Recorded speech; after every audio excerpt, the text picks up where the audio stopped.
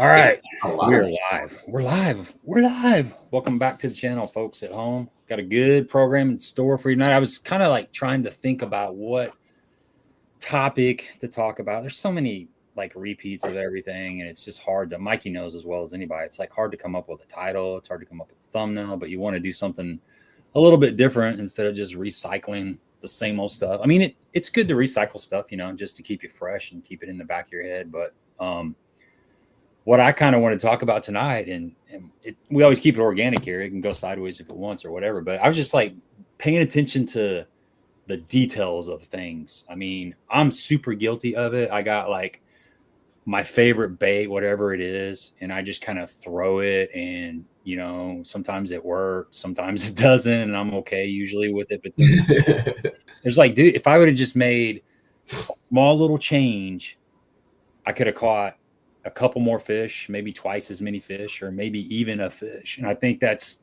something that everybody is guilty of, and we all just get kind of stuck in our ways. We're creatures of habit. We're humans, and that's just kind of how we live on this earth. We do the same thing over and over and over. But taking time out and just kind of looking at something and thinking about it and dissecting it is good. And that's one of the things, Mikey, I like about your channel, is because I always give you crap because you talk 100 miles an hour, but you get you can put information into a small space. And it's like, I really appreciate that, because there's a lot of good stuff, and you really take time to look at the details and the angles and the reasons things work, the reasons things don't work. So I try to though, man, but like, I'll be honest with you, maybe it's a fake it till you make it kind of thing though too, because I'm the worst with the detail stuff. Like I don't want to get, there's always this fine line between being bogged down and making the right change and decision in anything you do in life, dude. I don't care if it's fishing or whatever, right? Like you got that person yapping in your blah, blah, and you're like, dude, I don't want to deal with this. But then you miss that one little detail that would have really helped you in getting through your day faster or fixing a problem at work or whatever. I'll tell you a story real quick, dude, because immediately when you brought this up, it made me think of this. So, my buddy Jacob Wall, the one that fishes the BPT series. Yeah. Okay. So me and him are really good buddies. And Jacob, at one point when I first met him, I maybe almost fished as good as him, but he is like, this story is an example why he's a hashtag like pro and I'm not, dude. And so we went out, it was probably like 3 years ago. I had this video concept where I'm like, I did it. Do you remember Glenn Brown? One of the flipping masters from Florida, used to fish FLW. In any case, Glenn passed away, dude, because of cancer. One of the nicest, most open, cool ass dudes you'd ever meet. And so we did this thing with Glenn many years ago when he had cancer and he was kind of like not fishing stuff, but we wanted him to be a part of stuff, right? And it was like a pro versus Joe format, right? So my buddy from 44 Tackle and me got in one boat, and Glenn and this ex-football player got in another boat. We went out, we fished, we weighed our fish and whatever came together. So I'm with Jacob, and I always want to put Jacob in the videos and try to help him build his social media stuff. And also he teaches me a lot, right? So I like going out there with Jacob because I learn stuff. So I'm like, hey, Jacob, I got this concept, right? Let's do like a pro versus Joe, like one boat format, right? We'll both be in the boat because it makes it easier to film, like simple. And we'll just run a scale. You weigh your fish, I'll weigh my fish, and we'll switch. Every time a person catches a fish, we got to tag out, right? So we go to this lake, and it's a lake that has a lot of fish, right? Spots, smallmouth, largemouth. There's some big largemouth, but a lot of the fish are like 2 and 8, 2.2, 2.8, like that kind of place, a lot of numbers. I thought it'd be a good way to kind of get a lot of action. We can try a lot of things. Well, bro, of course it sucked, right? Like it was a tough freaking bite. So me and Jacob are out there, we're catching some fish, right? And about, I don't know, maybe like 11 o'clock or noon, I'll be honest with you, I started getting frustrated, right? So I kind of like locked up. I'm like, dude, this really sucks. This isn't what I wanted to shoot. Let's just have some fun and fish. And he's like, hell no. We're doing this. And I'm like, this is the competitive dude coming at me, right? And so we kept on fishing, and this was kind of at the dawn of like forward-facing active target live scope. And so we're looking at a bunch of fish and we can actually see them, right? And one of the problems we're having is getting these fish to engage. Like they're not, we can see them. I know they're bass. There's not a lot of junk fish in this lake, but they're not engaging. So I'm just pouting, right? I'm whining, I'm pissing and moaning because I want to get like something that's cool that highlights my friend. I want good fishing content and stuff, and I want to catch some fish, right? So Jacob like catches one on a jerk bait. I think it was like a Vision 110 or something. And it was like awesome. It was like cool. Okay, so we tag out and we swap. And I think he was leading. He ended up winning, of course, you know, but we swap out. And instead of like continuing fishing, Jacob goes to the back of the boat and he gets out. He brought like 2 of these boxes with him, right?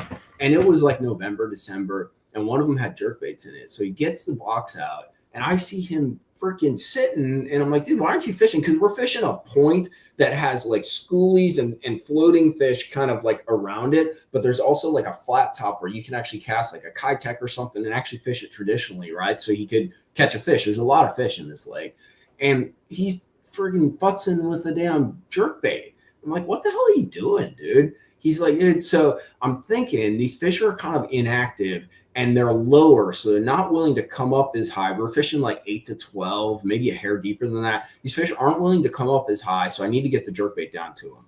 I'm like, bro, have fun with that. I'm going to keep doing what I'm doing. So I did. I don't know if I caught one or not, but Jacob got back up towards the front of the boat, and I think like I had panned and seen his bait, and I'm like, dude, just go. Like, I got you lined up like fish. So he takes this freaking bait that he had reweighted, and he's sinking it down, and just like letting it go down. And then he gets it to the fish and he just starts like slow twitching. I'm like, all right. So the fish kind of raises a little bit. I'm like, okay, he's engaging. And then he does this super fast twitch and the fish totally like disengages. And I'm like, okay, hell with that, right? So he actually goes back and sits down again, dude. I'm like, what are you doing? He puts more weight on the jerkbait, dude, and he gets one. I forget what kind it was. I think, you know how some of those baits are like more buoyant than others? Sure. I think he got one that was a little more floaty, but then he added more weight to it. So it would actually go down quicker, but it would like, once you tensioned it, it would hold a little more. And so I finally catch a fish. We switch up on front and he goes to town, dude, and starts scoping. And like, bro, he finds another one. And he gets it down to him. And this time, instead of doing the fast twitch, he just, and this fish starts to rise. And then he just waits. And the bait like held, once it got down to like 8 or so feet, you know how the water pressure changes? The bait sort of like slowed down, right? So he like stalls the bait. So and freaking dude, he caught it. It was like a 3, and it was one of those stupid Highland, like Tennessee, like smallmouth that's like 21 inches long, but it weighs like 3.7 pounds or something. You know what I mean? Like, right. So I'm like, dude, that was freaking awesome. So we switch. I go and fish. I keep doing what I'm doing. Same result, right? I'll catch like a 1.5 pound spot or whatever, like after a lot of casts and like working. And dude, he goes back and starts playing with colors now. And I'm like, Jacob, you just figured out like what jerkbait, like how to weight the jerkbait. What are you doing now? He's like, dude, the water. So the water on this lake's really weird. It's kind of brownish, but it's clear. And he's like, dude, I think the water's a little bit stained. I want to use something that's more white, that's more attractive, right? So they can see it from farther away, so I can draw in some of these fish, even if I'm not making a perfect cast. Or, dude, he goes and puts on like it's actually yours. You know your color, what's that color that's really popular up by you with the purple back and all that? Oh, like a Pro Blue or a... No, isn't it like Ozone? Oh, Table Rock, like Table Rock Shad? Table Rock Shad. Yeah. So he puts on a white side, like a pearl side with the purple, like that table, like the strong, the non-transparent Table Rock Shad. And he goes to it, bro. He catches like another one. I'm like, holy crap! Like this is like he started just. He took these little minuscule things he was seeing, and then he took the time to kind of stop. Instead of just continuing to grind on through, he made these little tweaks and changes, and dude, he whooped my ass by the end of the day. And not only did he whoop my ass, I was frustrated and annoyed. I wouldn't change. I kept doing what I was doing, and he completely just like changed, but stayed in the same category, but made these little tweaks to his presentation to adapt to where the fish were situated, what the water was. And like looking back in the moment, I really didn't kind of pick up on how nuanced it was. But like looking back, especially even just like a week after we did it, I like called him and I'm like, dude, like I kind of see like how you are and where you're going to be because of what I just experienced, right? Exactly, dude. Nailed it. And like these guys, I don't know about all of them, right? But like Jacob in particular, his observational skills and then implementation based on those observations, it seems really minute and stupid, but I don't know if it's a confidence thing. It's probably somewhat that. It's probably always a little bit. It's nature and nurture, right? It's a little bit of both. It's like a confidence thing. And he did figure out something that would help. Maybe it doesn't 100% statistically increase your odds, but he figured out a few little nuanced things that boosted his statistical likelihood to draw a fish's attention and then catch that fish.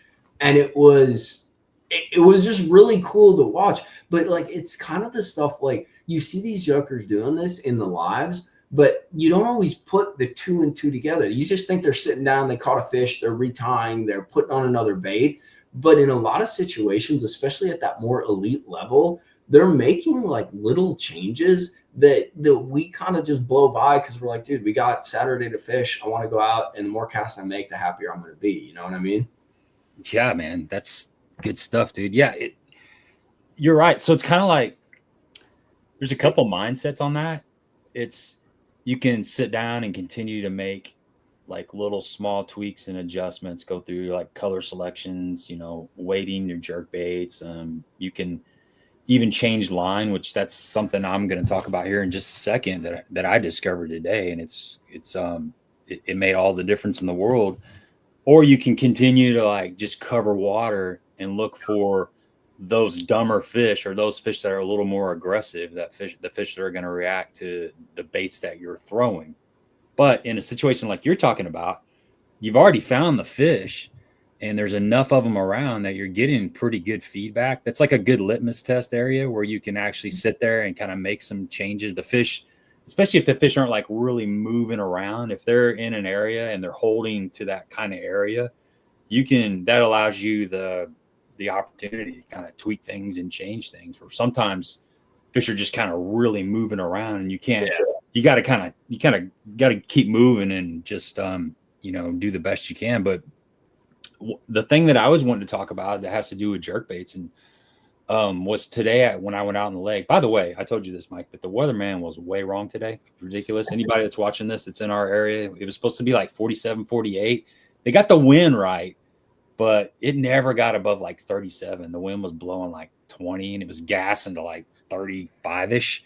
And I froze my balls off, but we got out there and we had a good day. We caught a lot of fish on our jerk bait, but I was testing out this new jerk bait by Copper Red Baits.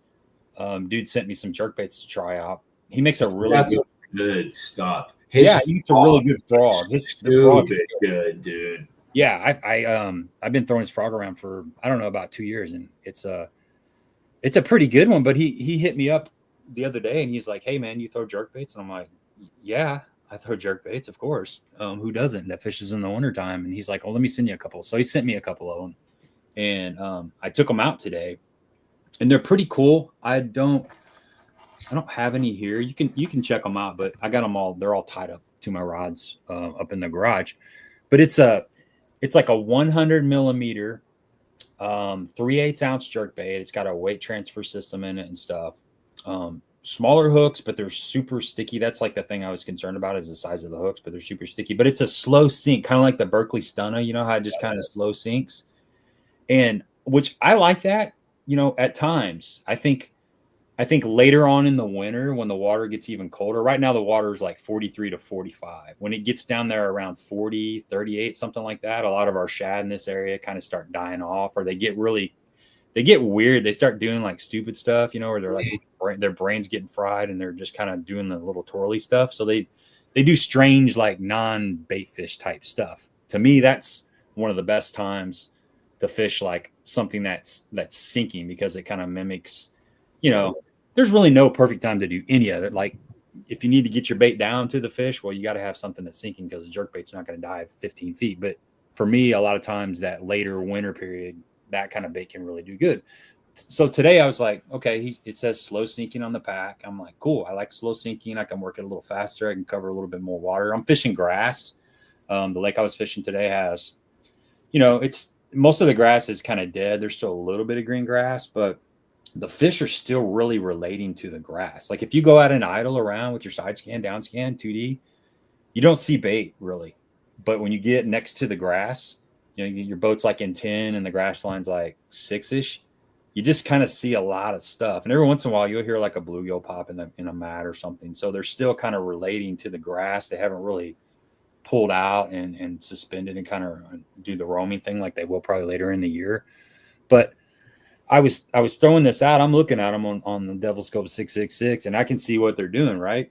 So I'm letting it sink down, and I'm lining up pretty good, making decent casts. I fished an area that was out of the wind because the places I could fish were pretty limited because of the wind. So I'm making my cast, and my first cast I had it was Wasaki color. It had like a kind of a yellow orange belly, but it was clear on the side and kind of blue on the top. I'm like, okay, it's overcast, the wind's blowing pretty good, I'm gonna throw something kind of bright. I like a white belly most of the time when it's cloudy, but this is like yellowish or whatever. And I had a big come up, man, like just a big pie come up there. He swam up to it, and it's sinking, so I'm jerking it, but when I'm jerking it and I stop it, it's sinking. And so they follow it, but he just he wouldn't commit to it. It was a good fish, and it would just sink, and he just kind of do this, and then he just kind of go away. And that kept happening over and over. And so I took, I use a snap so I can change jerk baits out. So I cut the snap off. I tied directly to the split ring, which is really about all I could do to it since it does sink, other than maybe change the hooks out. And it was 37 degrees and the wind's blowing like 30. I'm not sitting there changing hooks out. I couldn't do it, man. I'm just not man enough to do it. I'm not conditioned to the code yet. So I tried another color. I tried a clown. I tried he makes like a matte blue, which is kind of pro blue, but it's matte. It doesn't have the gloss on it. And the same thing, man. They were interested in all three of the different colors, but it just wasn't working. I couldn't stop it from sinking. And so right before I left, I spooled up a rod with mono. Yeah. This stuff right here, man. This Sunline Natural. Some 10-pound mono, old school. But I learned this from my buddy Ron a couple years ago, where he was kicking my butt on a jerkbait, and he had mono on, and I had fluorocarbon. So I had this rod with mono, cut the snap off, tied directly, and it was almost suspending. I mean, it was still sinking, but really, really slow. And it was a different color, but I started whacking them. That was the deal. For whatever reason, they wouldn't hit the bait when it was sinking. But as soon as I was able to like stall that thing out and keep it in their face a lot more, I started getting feedback, and I ended up catching. I had a pretty good day. I didn't catch any. I caught a couple decent fish, but a lot of just like 13, 14 inchers. But it was a good numbers day. And I don't think I would have caught half that many had I not made that little bit of adjustment. So that's something to think about when you're out there fishing is, when you're going to keep a jerkbait in your hand this time of year, it's one of the best things to be throwing right now. Have not only a couple different colors, but spool up some mono.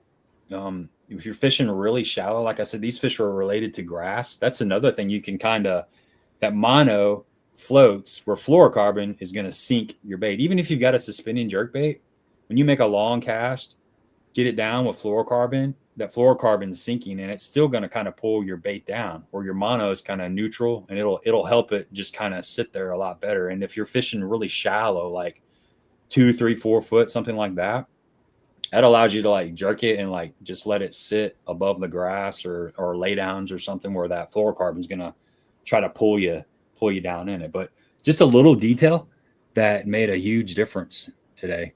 So yeah, I don't know, man. That's the kind of stuff that I could have just kept covering water, and I would have caught a few fish, but I think I caught like 5 times as many fish just by making that little mono change. I will never have that experience because I will not put mono on. I use it for a Carolina rig leader, and I use it for the jerkbait. That's it. I hate mono, dude. This stuff, this is pretty damn good. I was worried about it, especially in the cold. I was worried about it getting like the coils and stuff in it. And I don't care about the coils. It's the stretch, dude. The stretch drives me absolutely wild. Like and especially on a jerkbait, I'm always afraid with the damn dog being in the boat. Like you get that you know, where it like snaps back, and it happens on fluorocarbon, but on mono, dude, it's like Indiana Jones level, like whip. It's just like when it just flies over your head. I hate that, dude. But dude, you're not wrong, because the mono does make things behave different, man. Like I play around with a mono leader versus a fluorocarbon leader on a spook because I run straight braid, right? And you can actually make like a vixen do a little more of like a bubble dupe, like it goes donk donk, you know, but it also goes whoop whoop kind of thing by putting like 20-pound or 17-pound fluorocarbon on versus running 20-pound mono or a 20-pound like composite floating line. So like with your top waters, if you play with your leader in that regard, you can make poppers act different and stuff like that. So it's the same concept, right? You can get a slightly different action out of the bait just from that line change. Yeah, I agree. That's what kind of knot do you tie when you do your like connection on jerkbaits? Yeah, or just any kind of like fluoro 90 fluorocarbon, fluoro to braid, or fluoro to braid. I'm sorry. I can't tie an FG knot, dude. I've literally tried a million times and I can't do it. So I run I found, so it's funny, dude, on some low diameter braids for spinning applications, I've found that if I don't tie a double uni, it will break every single time. So I kind of play with it depending on the brand, but I use a lot of my buddies. It's that Cast X12. It's kind of expensive, but like it is the best like 12-pound spinning level braid. In my opinion, it lasts forever. And with that, I don't know what the knot is exactly called, but basically I tie a loop knot, but with 3 loops, and then you pull it and it makes a figure 8. And then you thread your braid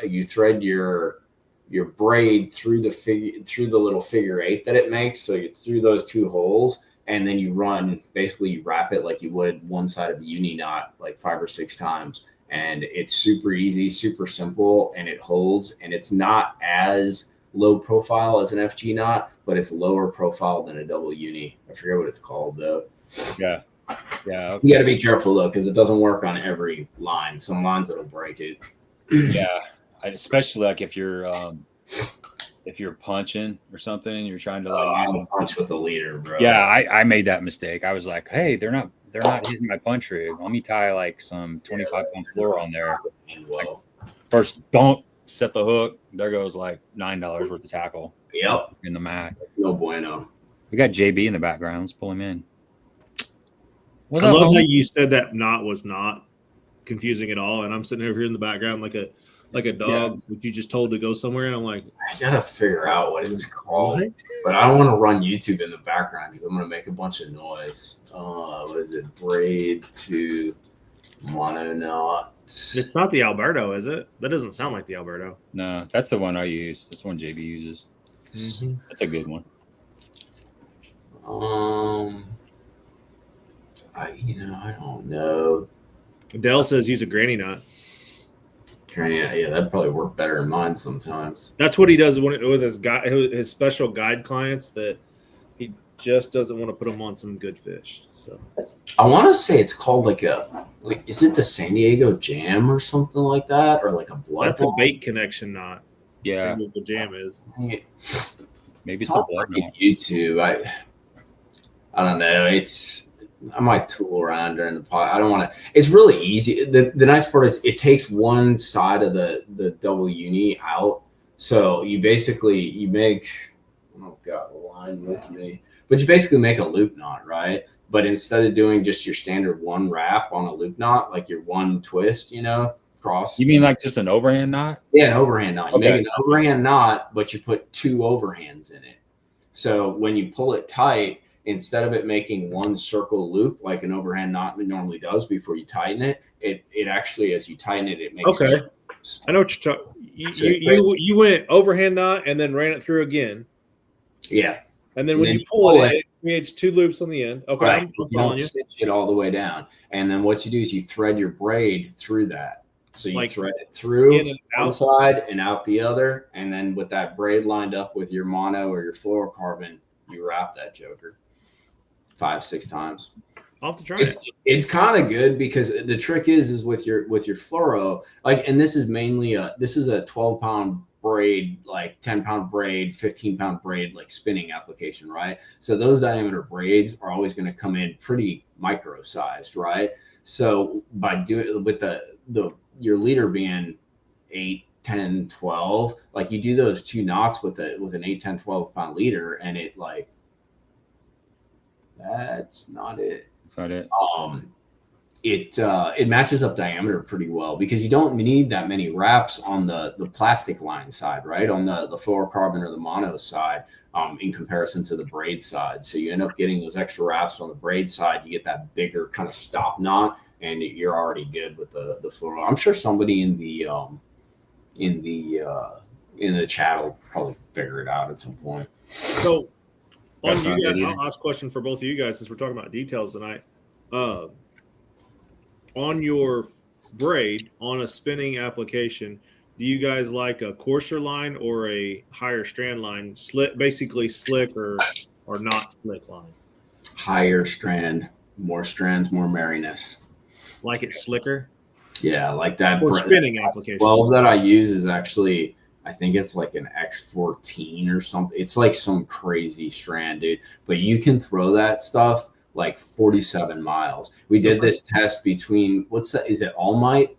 So yeah. All Might's kind of like the running standard right now, right? And it's badass. Like, it's good. It sinks for the most part. The only problem is, in my experience, you have to up your diameter to get the strength, the break strength that you're looking for. But it sounds great. It's smoothing the guides.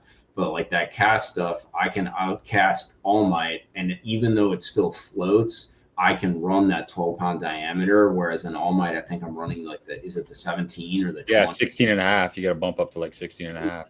Yeah, I go even higher than that because I've had some issues with some breakages. Yeah, but like it's good, right? Like it provides, but at one point, diameter starts kind of playing with, even if it's floatable, like it's still much lower diameter, so you get less water resistance. So there's kind of like a balancing out of the trade. So So do you like the same in your baitcaster setup as well, or do you like a coarser line in your baitcaster setup? Usually if I'm fishing grass, it's usually coarser, but I'll tell you what, my buddy, that same guy, they're making like I don't even know what they're calling it. It's like a flipping frogging braid. So it's super smooth. So it's like one of those new, fashion kind of braids. And it's, so you get the castability, you get smoothness when you're flipping. Cause one of the nice part about the rougher, coarser braid when you're flipping is it saws through vegetation. The crappy part is it like catches on itself and it's annoying to flip sometimes. Right. So like they're doing this smoother kind of lower diameter braid. So it slides through easier. You don't get the weird hookup, like the weird catches in the spool and that. And to be honest with you, at this point, the only time I'm throwing braid really is flipping a mat or frogging for the most part, Yeah. Yeah, I like the 8-strand stuff. Or a buzz bait. I guess but a buzz bait and that, like I want a smoother cast. So I'd want that smoother kind of, deal, like, because I'm just kind of roll casting down the bank kind of deal, or even with that top water. See, on my buzz bait, I still throw fluorocarbon on my buzz bait. Do you really? Mm-hmm. Do you? I guess you like the way it tracks a little bit better and keeps. It's just so comfortable so for one, when you're throwing a buzz bait, my line is never on the water, so I don't have to worry about it pulling down because I'm always usually high reeling it, just like I would a toad. Okay. But I mean, I've had so many issues with braid and buzz baits over the years, like I just stopped with that noise. See, I love throwing it on 40. I won't go down to 30, but 40-pound braid and a buzz bait is juice. See, and when I tried it, I tried 30, 40, and 50, and 50 was my favorite if I had to throw it on braid. But I also like a little bit of like that fluorocarbon stretch. So that's okay. So that's the difference between it. So I run a buzz bait almost 90% of the time on a medium action 7-foot, dude. Okay. And it's a crap rod too. It's not crap, but it's like a lower end. It's the Halo Rave. So you don't need a high end rod to throw a buzz bait on. But that's high end rod to throw Exactly. And you want that too. It's because like no stretch, like, dude, that joker just, it casts really easy because it whips, but it loads up perfect. I just reel and a fish, it's not very cool looking, I guess, in videos, but dude, fish blows up on it. I keep reeling, and until it freaking pulls back, like, you know, all you got to do is that, dude. And you have better patience than I do, because when I see that, it's like, well, but if you're running fluoro, you have to, right? You know, like with me, I'm just freaking, because, you know, we did for years, we threw the big easies down on Okeechobee, and dude, that is just like Heartbreak Hotel, right? And like it belly flops next to it, and you're like, he's on there, and then you reel and there's nothing there, you know. So like you start getting really patient about like, just keep reeling and shut up, you know, and you just kind of do that. So you know, but that's the thing though, it's one of those deals where everybody's different, and it's kind of, it's not set up for the best performance, it's set up for the best performance for your behavior and how you approach it, right? I mean, we heard that this weekend with Jim Crawley. He gave a really, really good speech to some high school kids.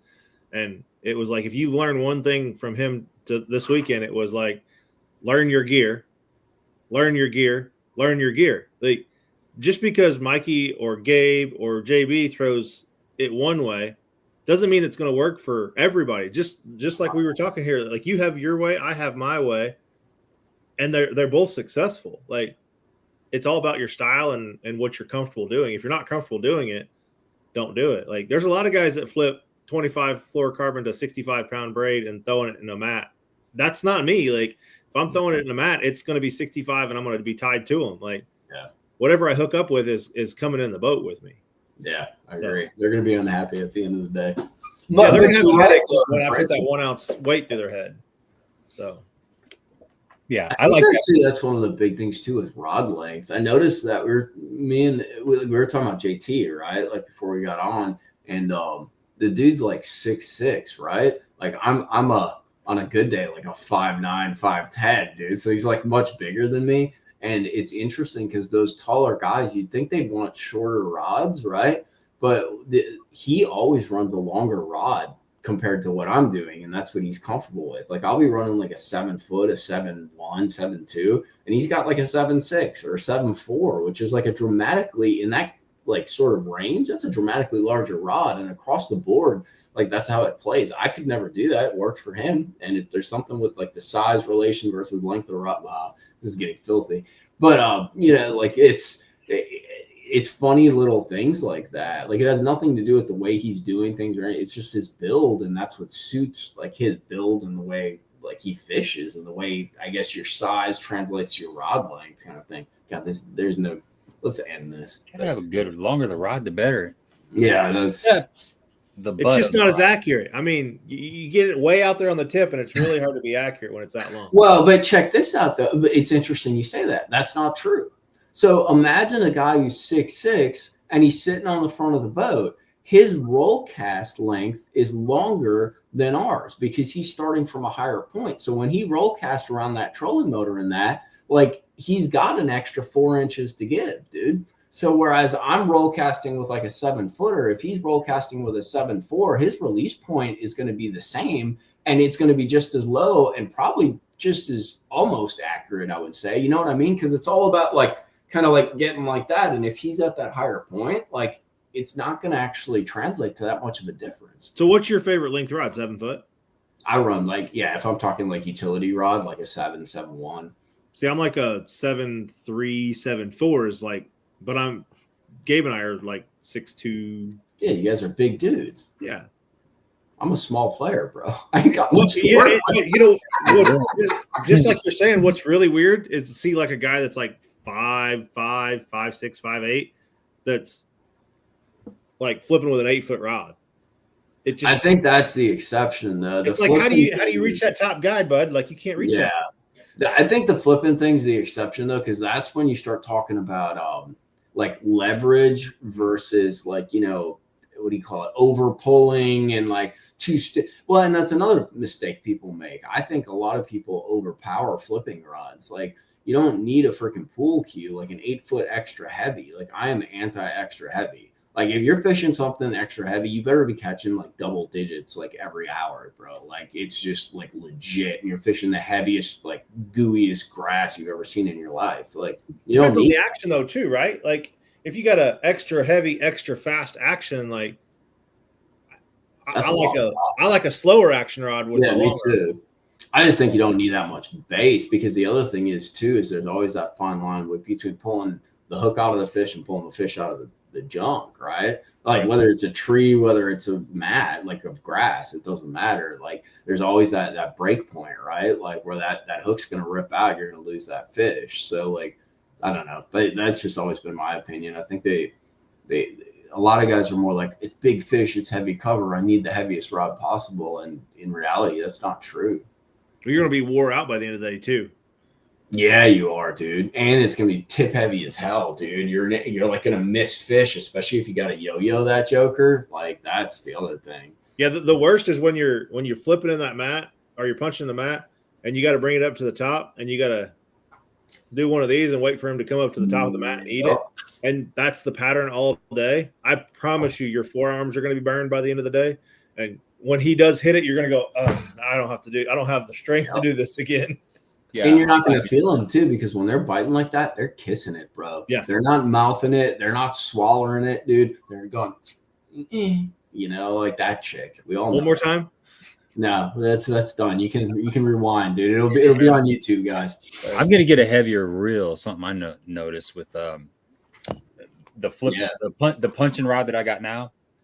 It's not really that it's tip heavy, but I got the wrong reel on it. I've got a really light reel on there, and I got to get like a 300 series, like a some kind of heavy duty. I want something that weighs like 8 ounces or something instead of something. You gotta be careful, 5, 6. then you can't palm it though. You know, Bass Pro. Pro. No, I don't want a big profile. I just want something that's got. Yeah, but a 300 is gonna be pretty big. Like okay, maybe not a 300, but just something a little bit heavier. You know, I feel like I don't know, because what you're talking about, it's like that wears you out. If it is tip heavy a little bit, if it's pulling down too much, if you're fighting it all day long, the worst, dude. It's just Are you saying like you're trying to balance your rod out like the old school like Bass Pro rods? That's what I was gonna talk about. Those are awesome, dude. I missed that. That was like one of the coolest things that like just disappeared one day. I used to run those on those Bass Pro XPS Extreme rods, dude. Yeah, same. And then they had one where you didn't even need the screw in back. It was just a big rubber thing you put lead weights in, and like on the back, like what you would put on the bottom of your walking cane. You just shove weights in it and shove it on the end of your rod. Those were awesome, bro. You could balance any rod and make it feel like air, like nothing, dude. And for those rods, it didn't matter how heavy the rod was. Yep. It was just that it wasn't doing this. Yeah, because you could literally put it in 2 fingers, bro, and that rod would sit at a 45-degree angle and never freaking tip. It'd feel like nothing was there, dude. It was great. Yeah. I remember that. I still got some in the closet. Well, that was also before we knew how to build a rod that was balanced for all of that. So, JB, you got any jerkbait tips? Jerkbait tips? Faster than you think you should be jerking. 100%. No, don't even jerk. Just freaking reel. There you go. Telling you. I tell you what. So here's a summertime. And I'll throw a nugget out there. Reel your 6XD down. I know we're not in summertime, but it'll probably work right now. Reel your 6XD Everybody down. will forget by the time it matters. Right? I know, that's what I'm telling you now. Reel that 6XD down to that school. I'll repost this in July. Stop it and jerk it like you're jerking a jerkbait. Yeah, especially over brush piles. Hang on. Yep. That's or like stop it and start just freaking trying to break it off, dude. Like just pull it. Like hit it and get all the way down. Hit and just give her one of those. Break it. Start pull it. Like try to break your rod and break the line. Break everything, dude. Just try it. And then all of a sudden, one time it'll stop, and you'll be like, "Damn, dude, I'm freaking hung." And then it'll go, whoa, whoa, go.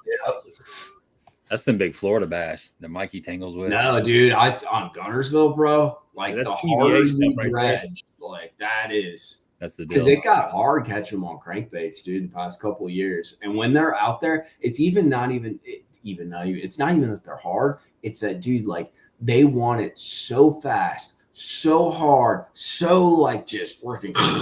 Like the only way to achieve that is to just pull it, get it down to the bottom and just dredge it into the bottom. I have no idea why, but they crush it like that, dude.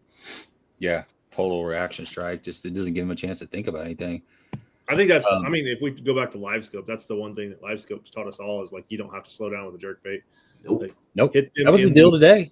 That was the deal today. And when I went Sunday, it was the same deal. I mean, it was like, so the water's 45 degrees Sunday, and I saw 43 to 44 today. So it's dropped another degree or two. And, you know, that's not like warm by any means. But I think when it gets around 40, like below 42, that's when things get like a little more difficult for me. And then 40, it definitely gets more difficult. But even today, it was like jerk, jerk, jerk, jerk, jerk, jerk, jerk, jerk. That was my cadence.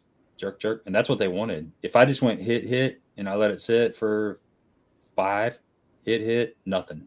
And I was watching them. They just kind of look at it, but I had to keep it coming a little bit. And so, yeah, like you said, forward-facing sonars taught us that. Well, hold on. Rewind. And then when they want it, they smoke it, dude. Rewind pre-forward-facing sonar. Like, we all remember throwing jerk baits this time of the year. Like, how many times did you let it sit out there until you couldn't let it stand it anymore, and then you'd hit it once? Mm-hmm.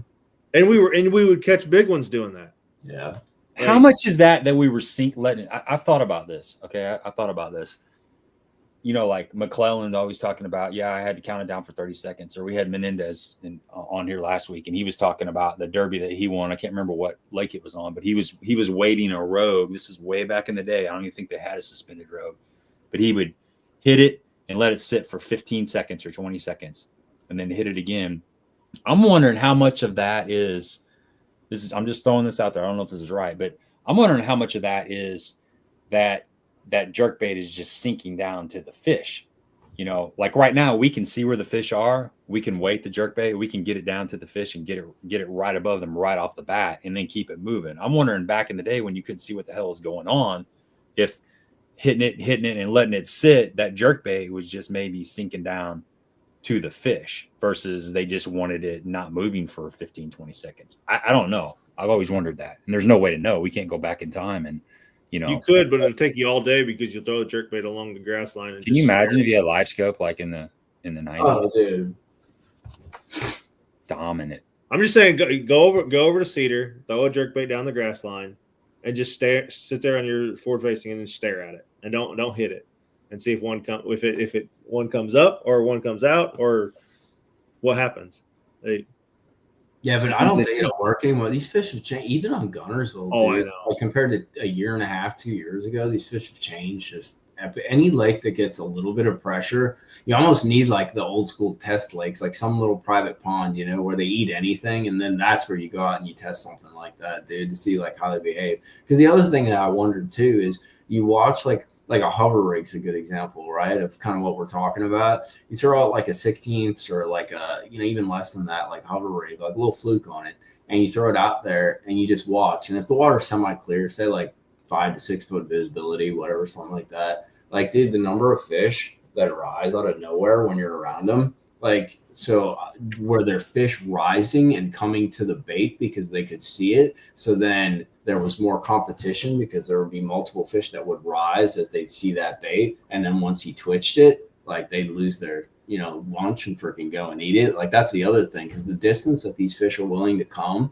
is like, sometimes it blows my mind. Like, yes, obviously some days they're not going to move, but I've had fish in stained water on Gunnersville come from freaking like 7, 8, 9 foot, which is probably translates for like you guys up there is like 10 foot, 20 foot. Like they come from a ways, dude. Yeah, right. So like, and then the other thing that kind of what you're talking about made me think of is last year I really got on it. The year before I played around with it, but I talk about burning the jerkbait a lot. And when it gets cold in that range, you're talking about that 45, 44 degrees kind of thing. And dude, I would throw like these deeper diving jerkbaits out where I'd weight them, get them down, and then I'd burn them and try to keep them down, right? The deeper divers, like the +3 and stuff like that, those were kind of key because a lot of my stuff was like 8 to 12, you know? And dude, the moment you'd get one, so a lot of it was spots too, but the largemouth were mixed in. You'd go and get that thing down and start burning it, right? And out of nowhere or out of a stump, this fish would come bolting, dude, just freaking lightning fast and following it, not just rising, but like at a 45 degree, like I am going to intersect with that, projectile. And dude, you would stop because you're like, oh, I gotta tease him. Dude, the moment you'd stop, that fish would arrive like at the bait. It would look and you're like, here we go, boys, it's on. And then you do your twitch and that fish would be like, dude, totally just give you the finger, turn around and leave. And it's like, so, okay. So then I started just like reeling. So I would pause it for a second, but I wouldn't let them get too close. And then I'd just start reeling again. And that's how I closed. And I was 2 for 10, something like that. Like statistically, it wasn't super great, but I was closing where I wouldn't close when I started doing the twitchity doo-dot stuff, like when I'd stop it. So well, I think to your point, Mikey, that's huge. You get them going and you got one coming. And our first reaction is like, ooh, I got to slow down and like stop. Yeah, do the opposite really what actually started it, dude. Yeah. Oh, and I'm still learning. I'm still fighting those inner demons on that because you got him coming. It's like I've been working all day to get this fish to come, and now he's interested. Now I don't want to screw it up. Like, just do it. Yeah, that's the thing. You got to commit to it. We were in that bite. I think it's slowed down. I haven't been back out, but it was like that on Gunnersville 3 weeks ago, dude. And like there'd be all these guys because everybody's on these community holes, fishing floating fish around ditches and stuff. And you get out there and dude, these fish, like by the end of like this, before the real cold hit, like they'd seen everything, right? So you try to dangle a minnow, they'd follow and be like, yeah, I've been here before, dude. We're not doing this. And like I was around, I had a couple buddies, like we just fished around each other because it's community stuff, right? And there's all these fish floating around the bait and all that. And dude, we would throw these jerk baits out. And like I'd see my buddy twitching, and I'm like, yeah, that's cool. And I'd throw mine out, and dude, I would see one, and I would just burn it, like just. And the moment I got his attention, dude, and I saw him turn, or he just made any move, I just keep going, dude. I can't tell you how many fish I brought literally to the front of the boat, dude. They were right there. I even saw a couple of them. They were just freaking right there, and they never closed. But, dude, I had them all the way to the boat. And then some closed at the boat, which was the stupidest thing ever. But, like, my buddies would be over there. And they caught some. But their engagement rate, I guess, maybe not conversion rate, but their engagement rate was far lower, dude. They would give them to follow, and then the fish would just disengage. So when you got that fish to engage and you got him all the way to the boat, did he turn around and go back? No, he would sit there. That was the thing. And then I tried. So you're pulling the school towards you. Well, these weren't schools. These were single flyers. Dude. Okay. Yeah, they're floating around the bait, just eating, and they're floaters. They're like literally the 100% definition of floaters. So they'd be singles. Sometimes they were in little wolf packs. Those are the ones that would be easy to get to bite, right? Because you get them triggered, and if you can engage one of them, all three would engage, and then one's going to close, right? So those ones, like, at that point, yeah, they were easy, dude. But on the solos, like, they were the ones where you were kind of 50-50 or maybe a little less, but it was all about, because I tried to twitch them and stuff, and like they wouldn't go. Like if you weren't fast, if you weren't blazing, it wasn't going down, dude. And it's funny, man. You were talking about like sinking jerk baits and that. I have a 110 that must have had moisture in it in my box, so it blew up and it floated. Like I'm talking like buoyant floated, right? And I didn't know it at the time, but that's what I had on.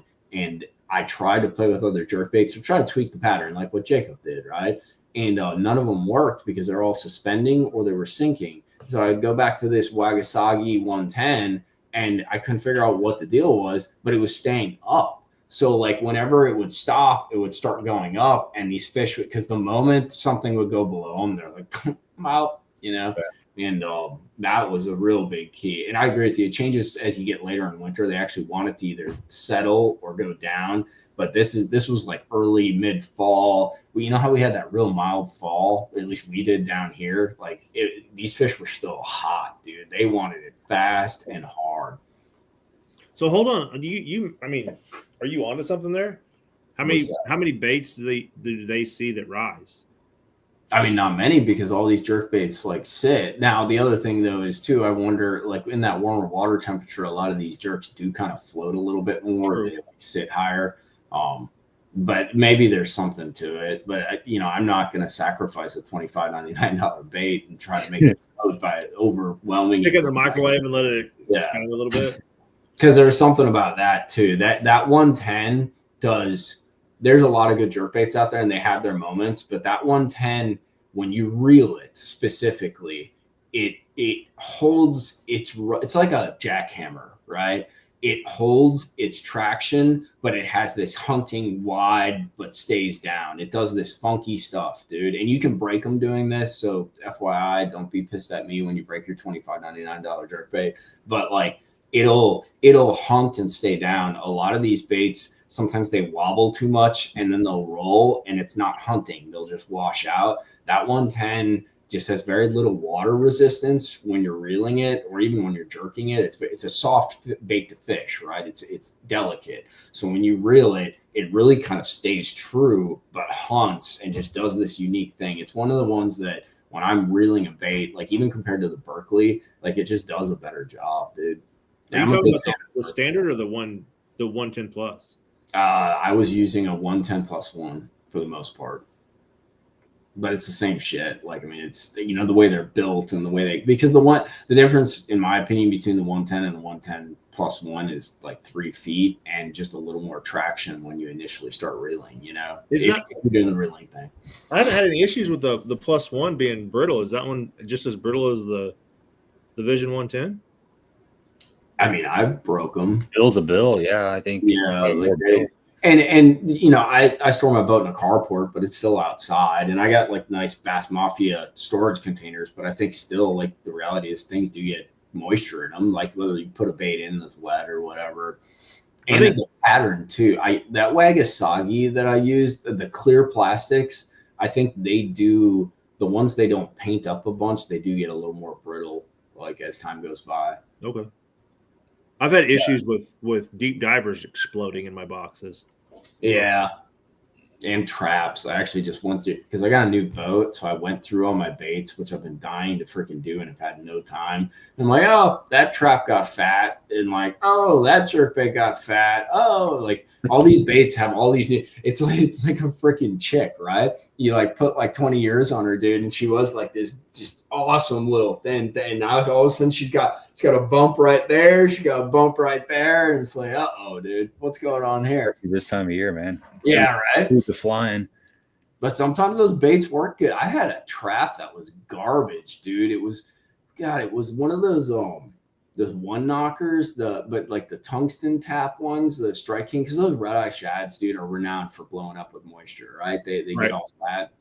And bro, that thing, I don't know what it was. It was dumb looking. It looked like it shouldn't work. It felt weird in the water, but they ate it. And I don't know if it sank a little more because the plastic was split. And then finally it all just went to hell and it broke. But that choker, there was one, it was like the blue gizzard shad color, and it got all fat in certain areas, but it would good Lord, how is your boat getting down there in Alabama? Well, this is when I lived in Florida, so maybe it's a little different context. But yeah, this was many years ago, actually, dude. See, I had probably a dozen, 15 5.6 XDs just gone, like brand new ones. Brand new ones. Appalas are freaking bad about that too, dude. Really? And get wonky looking. Yeah, I don't know. And then they start splitting because I think aren't some of the DTs like wood or whatever? Like actually, are they all plastic now? I think they're all plastic. Those DT6s always seem like wood to me. They float really high. Yeah, I thought so too. I don't know, but like they'll bulge and like then the outer paint cracks and then they're all freaking down the drain. But whatever, we just buy new ones, right? We don't care. So degenerates is what they usually call us. Yeah, no, I embrace that. Yep.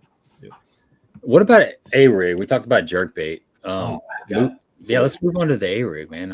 You guys seen this joker? I saw it in a couple of your videos. Yeah. Okay. It's expensive as hell. First thing I'll say, like 100%. It's like $50 on Tackle Warehouse, bro. It freaking works. I'm gonna put you on solo. Did you just say 50 bones? Yeah, it's $50 for it, and that's without hardware, bro. But basically, it's composed of like that saltwater leader material I don't even know how heavy this stuff is, but they're pliable, but stiffer, right? And it's got a little plastic head. They're highly durable, in my opinion, and I haven't had any break. I had an eyeball fall out of one, but I put the juice to them, and dude, they catch them.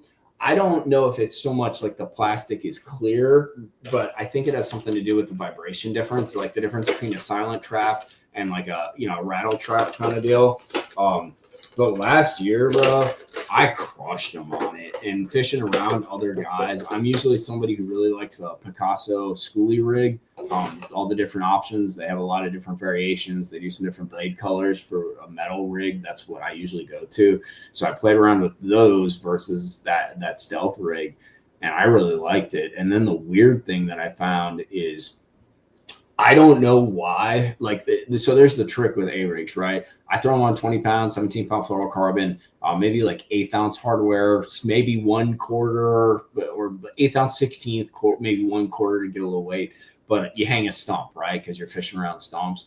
And normally you get over it, you let the rig fall to kind of bump out, right? And like you pop it out. Sometimes you get them, sometimes you don't. This joker, I had one of them, dude, and it's $50. I was shooting a video about it because I was all stoked about it. I hung that thing 3 times in one day, bro, and I never lost it. And so I don't know if it's the pliable arms or if it doesn't get like hooked super tight because of I don't know why, but when you do the little A-rig, like go over the top, let it fall, let the weight push it out, it works like more times out of 10 than a metal one, dude, when you're hung on a stump. And it better for freaking $50 whatever it is. So. Better get unstuck. How's it cast, Mikey? Is it cast pretty decent? That's awesome, dude. Because it's really like, it's really like out there, like, 90. No, it's not that big. I would compare it to a standard to slightly like a Flash Mob Junior, or a little bit bigger than that. Yeah, it's about a Flash Mob Junior. That's a good estimate. The crossways on these arms right here is approximately like 8 inches or so. So not super big. So if you go from here to what would it be here, it's about 8 inches. Okay. What works really good for a roll cast, like I put it on a 7.5 medium heavy, 20 pound with like a 7-speed reel, 17 or 20 depending, but super easy to roll cast, really easy. That's the other thing that's nice too. It's very easy to reel because the arms flex, I guess the Flash Mob Junior is pretty flexy, so that one isn't that bad to reel, but some of the stiffer or like multi-blade, they get a little harder to manage. Yeah, right. I really like the way it fished. Like it was, because I was doing forward facing stuff and like either picking stumps or picking like groups of fish around stumps or like little drops into creeks and stuff. And it was really easy to kind of put on my target and kind of play with. I liked it. Whether it's worth $50, I don't know. But, I wanted to shoot a video that was different. I wanted to try something that was different. Everybody throws the same damn rig. It was, for me, I felt like it made a difference. On the bright side, it's not the most expensive A-rig on the market. What is the most expensive? I don't know. There's one for 129, but it's like a chandelier. Those work though, dude. My buddy on Chickamauga, Caleb, I don't know if you know him, Bass Quest. He's like a fish whisperer, dude. He does live bait trips over there. I was fortunate enough to go on one with him. It was probably one of the most fun experiences I've ever had. Like it took me back to, it was like fishing with night crawlers when you're a kid, but you're an adult and you can catch giants. Like we call it like an 8, a 7, multiple 6s, and you're just sitting there with a spinning rod in your hand and this modified drop shot that he uses and live shad that he's caught, and you just kind of bullshitting with your boy, and it's like, oh, I think I got one on, and you just reel down, and it was so much fun. In any case, though, Chick is renowned for a chandelier bite, but it's very window oriented, and it's like you have to time it, but he always seems to know when, and he loves throwing that big is it a hog farmer one or whatever? They make like a giant one, like a double or something like that, and he's crushed some big bags on that hog farmer bait harvester flex. Yes, the harvester, exactly. The one that I was talking about is a Tornado Innovations Clear Evolutions Double Decker HD for $129.99. Jesus. So they made the name as long as the freaking bait, huh? Yeah, it's a mouthful. And then they have a 5, it looks like a 4-blade 5 bait one that's $60 as well. So, what's it called? It looks like according Tornado to Innovation. Tornado knocked off the stealth one too. Yeah, and then charged $20 more. Hey, I mean, if you're gonna go big, right? That's right. That's right. Let's pull this bad boy up. Oh yeah, I see it. Huh. Man, they're always biting. Everybody's always biting.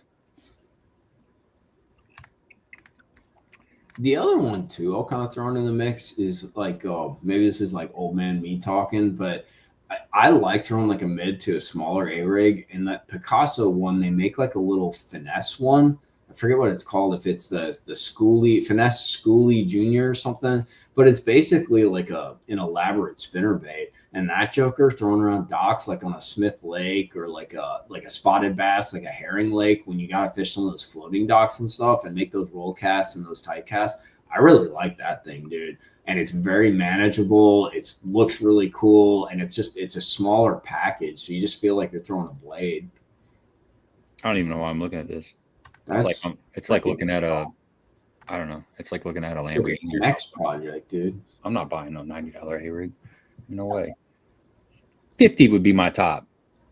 Yeah, 50 was a lot for me. I thought it'd be cool content, and then it kind of worked. I mean, it's like the same concept as the 110, right? Like years ago when that came out, we're like, hell no, we won't go, boys. And then you go and throw one because your buddy's got it, and he's like smashing them on it, and he lets you use it for like 10 minutes. True story. Like, yeah, I might buy one of those. I remember when. Well, hold on. You remember when Lucky Craft was the deal? Oh, bro, I got a bunch of them. And now you can't buy a fish on a Lucky Craft? Yeah, I know.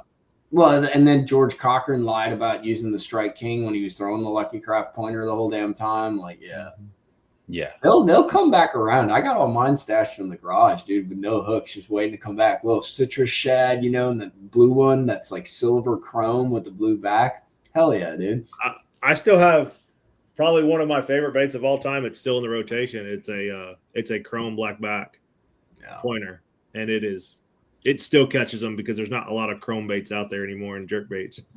But they used to make, I don't know if they still have it, but so this year I'm going to play with that deep dive and jerk bait thing I was telling you about with the reeling, and it's hard to find a good one that does it. There's a lot of like dumb looking jerk baits that have big bills, right? But finding one that has like good action that doesn't like over wobble and still dive. They had a bait called the Stacy, like STAYSE. Small bait.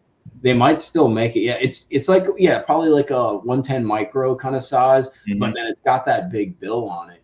I know I have some around. I'm going to dig some of those jokers up because I figured that would kind of fit what I'm trying to do with some of this deeper dive and jerkbait stuff. Because you don't have to. So the trick that I found, you guys I think are deeper than we are, but like on Gunnersville, like deep is, obviously there's some real deep stuff, but like a lot of it's 12 to 15, right? So like I don't have to get 15 foot, but I got to get like a legit 8, or a legit 7 and like quick. It's not like, they say in these, drives 8 foot. Well, that's bull, dude. Like the majority of these ones, even with big bills on them, they don't get that deep. I don't care if you put them on 10 pound or not, or 8 pound, whatever you want to do. So like finding something that actually gets like a legit amount down with decent action has actually been kind of a struggle. What is that one that I found last year?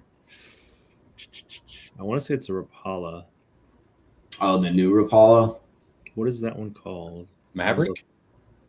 Is it? I think it is, yeah. The newer one. That Stacy is, I have a bunch of them. It's a pretty light bait, if I remember right. I haven't thrown them in years. I haven't thrown them in years either. I don't remember. It seems like they're pretty light, like kind of tricky to throw. I mean, you could throw them, right? But it's, it might be like a spinning rod deal. I don't know. Maybe my BFS that I'm playing with. That might be kind of fun, actually. I'm sure. I don't know. I don't remember. This is like before forward-facing sonar, so I don't even know what they do. I just remember I feel like it wasn't super light, and it had a weight transfer system too. Okay, I need to dig them out again. I know I've got several of them because there was this guy that sold like Simmons Auction Service or something. They would sell all these Lucky Craft. They would like auction them in 3 packs, right? Lots of 3. And dude, I'd be up at like 1 o'clock in the morning, and I got all these jerk baits, man. I got like more jerk baits than I'll ever fish in my life, but a bunch of them are just in storage, and I don't even know what I got anymore. Have either one of you tried that Maverick, by the way? No, I haven't. If you want something to go deep, Just try it. Oh, try the that Strike King 300 series jerk bait. Have you tried that one? That one gets 12 feet, no problem. It's a bigger bait. It gets down there, dude. Pick Maverick sent me something about some Asian one. I think it's a jackal. I'm not kidding when I say the Maverick touches 15. Like, okay, really digs bottom. But is it clean though, or is it that stupid wide ass like in the tail wobble kind does of it touch it because it sinks, or does it dive to 15? It dives. You're saying it dives to 15? I'll check it out. Okay, give it a shot. It's not like, but I caught a lot of fish. Those fish that are out there and on the bottom in 25, you're trying down in 20, and you can get to them because that even getting like a 110 +1 +2, like it's hard to get down to them. Oh, it's practically impossible. You got to sink the joker. You got to turn it into a rapid countdown. So, and I can't stand waiting. I'm way too impatient for that crap. So, getting that bait all the way down there in a hurry, and now that's on like 10, 12. That's not going super crazy on like 8. No, that's perfect. So, I will check it out because one of my goals. So here's what's funny down here, dude. And I haven't been out that much between the surgery and like I just sold another boat and I got the new boat. I'm trying to get it dialed in. I've literally been out like twice, like in the past 2 weeks, and one time was for like 3 hours, and I just dialed the boat in. But I have like lists of videos that I want to, like, if they fit the time, like I want to do them, or try it and see if it works out. And the water when I was actually out, bro, it's still like 54 degrees, 55 degrees on Gunnersville. Wow. And I figured after all these 30-degree nights and all that, we'd be in that zone, right? And I think it came so quick. It's hitting hard, but it came so quick that the water was still super warm, and it's taken some time to get it kind of into that range where I want to play with some of these things. So it's on my list. I just don't think we're in that window quite yet. Don't give up on it throwing it in a brush pile either. Like ticking the brush pile or staying over the top? Ticking it. Really? That's naughty time. Like that's sneaky stuff. Not a lot of people do that. Like fishing laydowns and stuff with the. We used to do it with 6XDs down in Florida. We'd tick the tops. There are many brush piles that have a green gizzard shad freaking 6XD on them right now. Probably covered in green moss by now, but Hey, that reminds me of the story of BA on Kentucky Lake years ago. You're talking about people like getting up on stage and saying they caught them on this, but they caught them on that. Yeah. This dude, like here locally down at Kentucky Lake, he won a super tournament, BFL super tournament in the fall. This is like, I don't know, this is like 2016-ish, something like that. And he crushed him. Topwater bite. He came in up on stage. He's like, yeah, I think he was sponsored by Strike King. He said he caught him on like the, what is it? The sexy dog? Mega dog or something. Yeah. Anyway, so we know the guy that was fishing with him. We know the co-angler. He caught them all on a plopper. This is like before. This is like before anybody knew about the plopper. It might have even been like the actual musky version of it. Well, here, like little inside information. Real inside information. I don't think it was the OG plopper. It was the BPS plopper. Oh, both. Regardless, it wasn't a walking. The double plopper. Okay, gotcha. That's even sneakier. I didn't know that. Wow. Yeah, like that was before anybody was throwing a plopper, though. That's ridiculous. Yeah. They were killing it, but dude hung with him out of the back of the boat too. He did with a spook, with a walking. Like 1920 by like 8:39. Yes, but the whole key was burning the spook, like keeping it moving super ultra fast. That's the whole deal. In 2 foot of water, forearms burning. You got to keep it going. Do you ever mess around with like on the A rig with jig head weights, like really slow rolling it, or you typically put the same? My voice is going. Typically put like the same weights on there or something. Like a lot of times I throw like a 16th ounce head on there. Like I'll throw 3/16 ounce, like the middle, the 2 uppers, and then the lower like an 1/8 to throw it out, sink it down, and just super crawl it right through the fish. I don't know. I used to before forward facing, but now when we can kind of see what level these jokers are at, I'm pretty quick. So it's pretty much the same though. I start with an 1/8 ounce base usually, and then I'll add or subtract from there, because it's really easy. Once you get all 5 on there, then you're just like, okay, I'm going to drop an 1/8 and swap out for a 1/4. I'm going to drop an 1/8 and swap out for a 1/16, and you can change your fall rate pretty easily, right? But with forward facing, and like, I'm not good on Gunnersville, but like I got a few years under my belt finally. I kind of know what water column like those kinds of fish are going to set up on, so I'm kind of dialed in on like how I want to weight it, if you know what I mean. Kind of probably the same as you guys are. Like, you kind of know where your fish are at and like what you need to get down to get to them at. Yeah, exactly. I try to avoid throwing in an A-rig at all costs. A-rigs are fun, bro. They'll take the rod out of your hand. Like, I know they're fun. I just hate it. Really? I hate them. Do you hate forward facing too? Or are you like the Randy Blockett of A-rigs? No, I'm not the Randy Blockett at all. I just don't like throwing an A-rig. Too hard on the fish, man. Yeah, that is true. I like to rip fish off of spawning beds with A-rigs.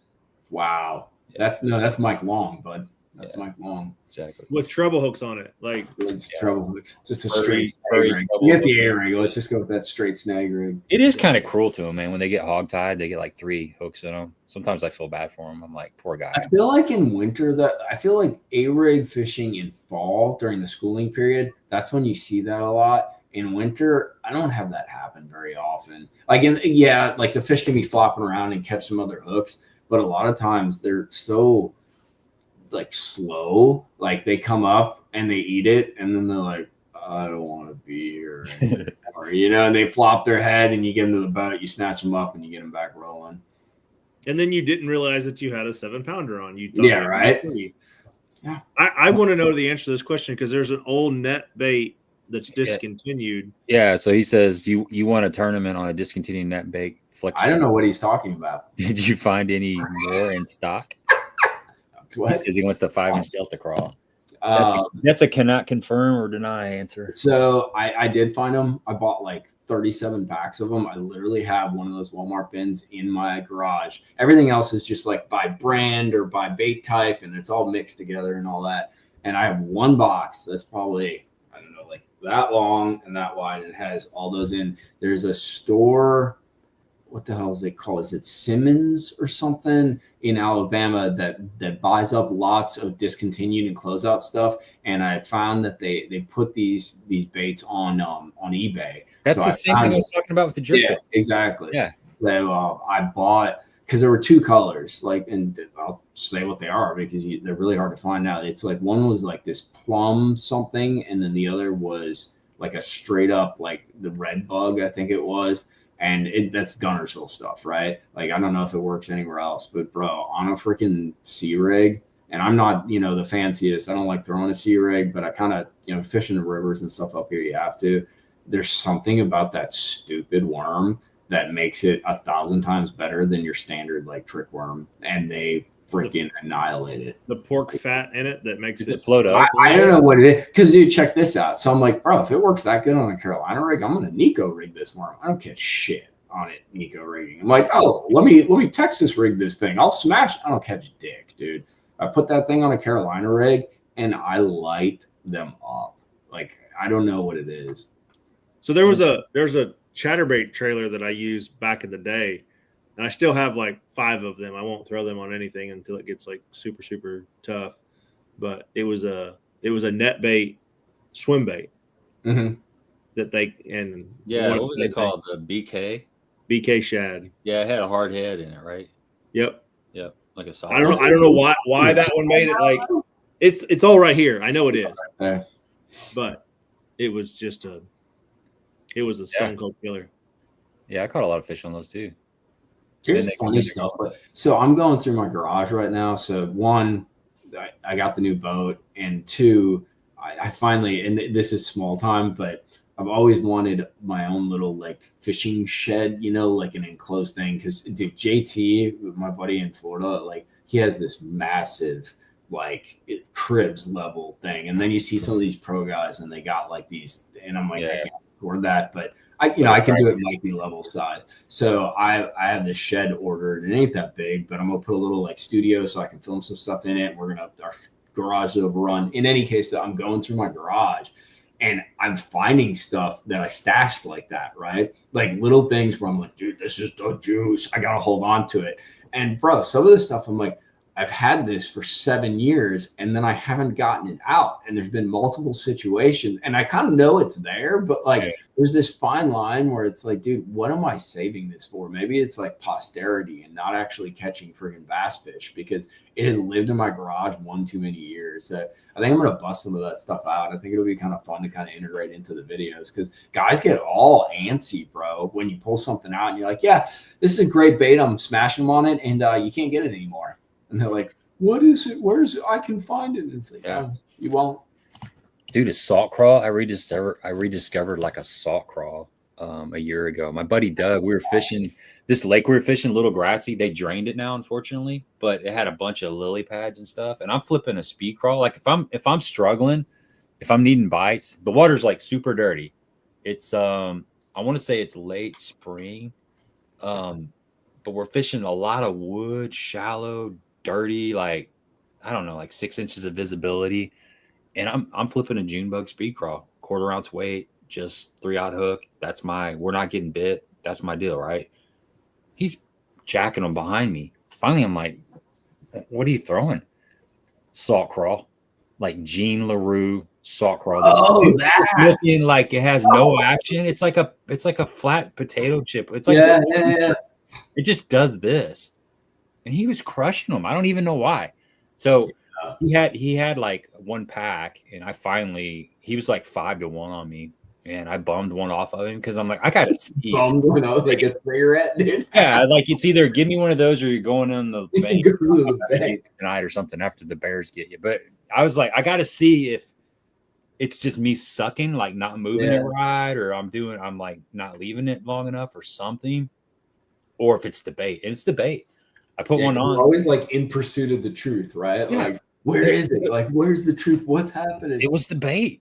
It was the bait. Because I'm like, it's not like I was sucking. Like I was putting it where I needed to be, and they were just passing my stuff up. I don't know why. I mean, the only difference is, the speed crawls got the little flippers, but the water was really dirty. It was warm. It wasn't like it was 40 degrees or something. I'm thinking it's like in the mid 60s, and they wanted that stupid salt crawl. So that's another one of those like baits that could be sitting in the back of somebody's closet that they need to revisit because it freaking works for sure. Well, it's like that too. I know everybody always talks about like the XR50 and that, and there's some truth to that, but I don't know if it's as crazy as people make it out to be. But are those any good? I got like a dozen of them. They're good, right? But I don't like the difference between like a one knocker and you're like an XR50, like an OG Excalibur. Yeah, they're like the XR50 is better, but like I don't. At one point, like I'm like, I don't know. But dude, in Florida, so there's like 4 iterations of a Vixen, right? There's like the old Paycheck one.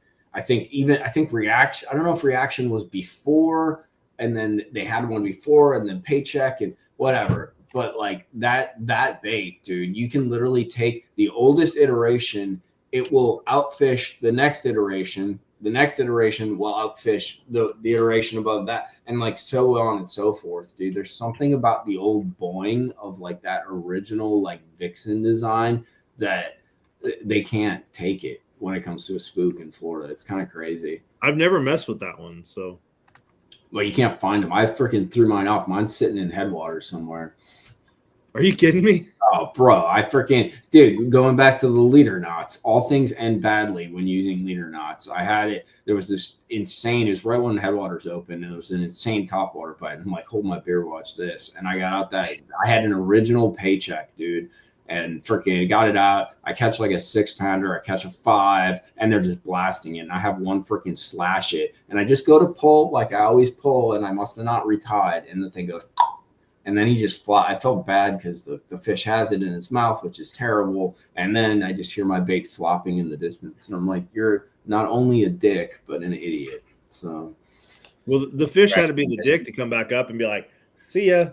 I mean, I hate that, dude. Like freaking, like breaking off with fish with them, like a bait in the mouth. Like that's angler error. Like you could have corrected that. Like in most situations, not all the time, but it's just, I try to always, make the best effort that I can. So like, I'm not leaving anything out on the water in some fish's mouth because I just don't like that.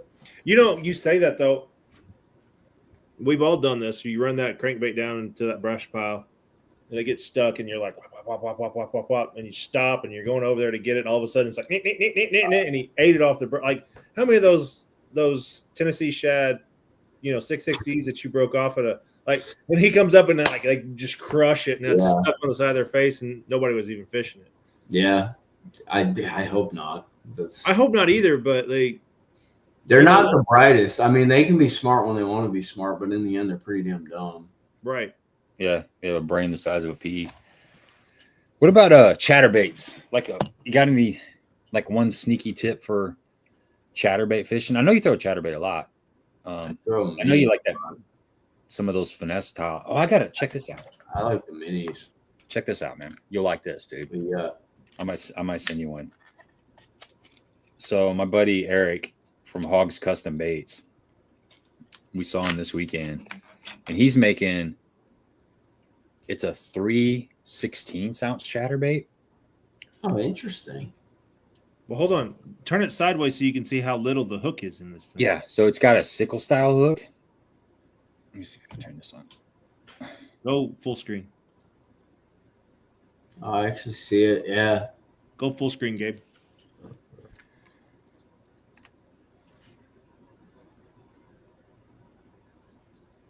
Wow. Crappy webcam. Anyway, it's a little small, like 2/0 sickle style hook. It's got a small blade. The blade's actually attached to the line tie.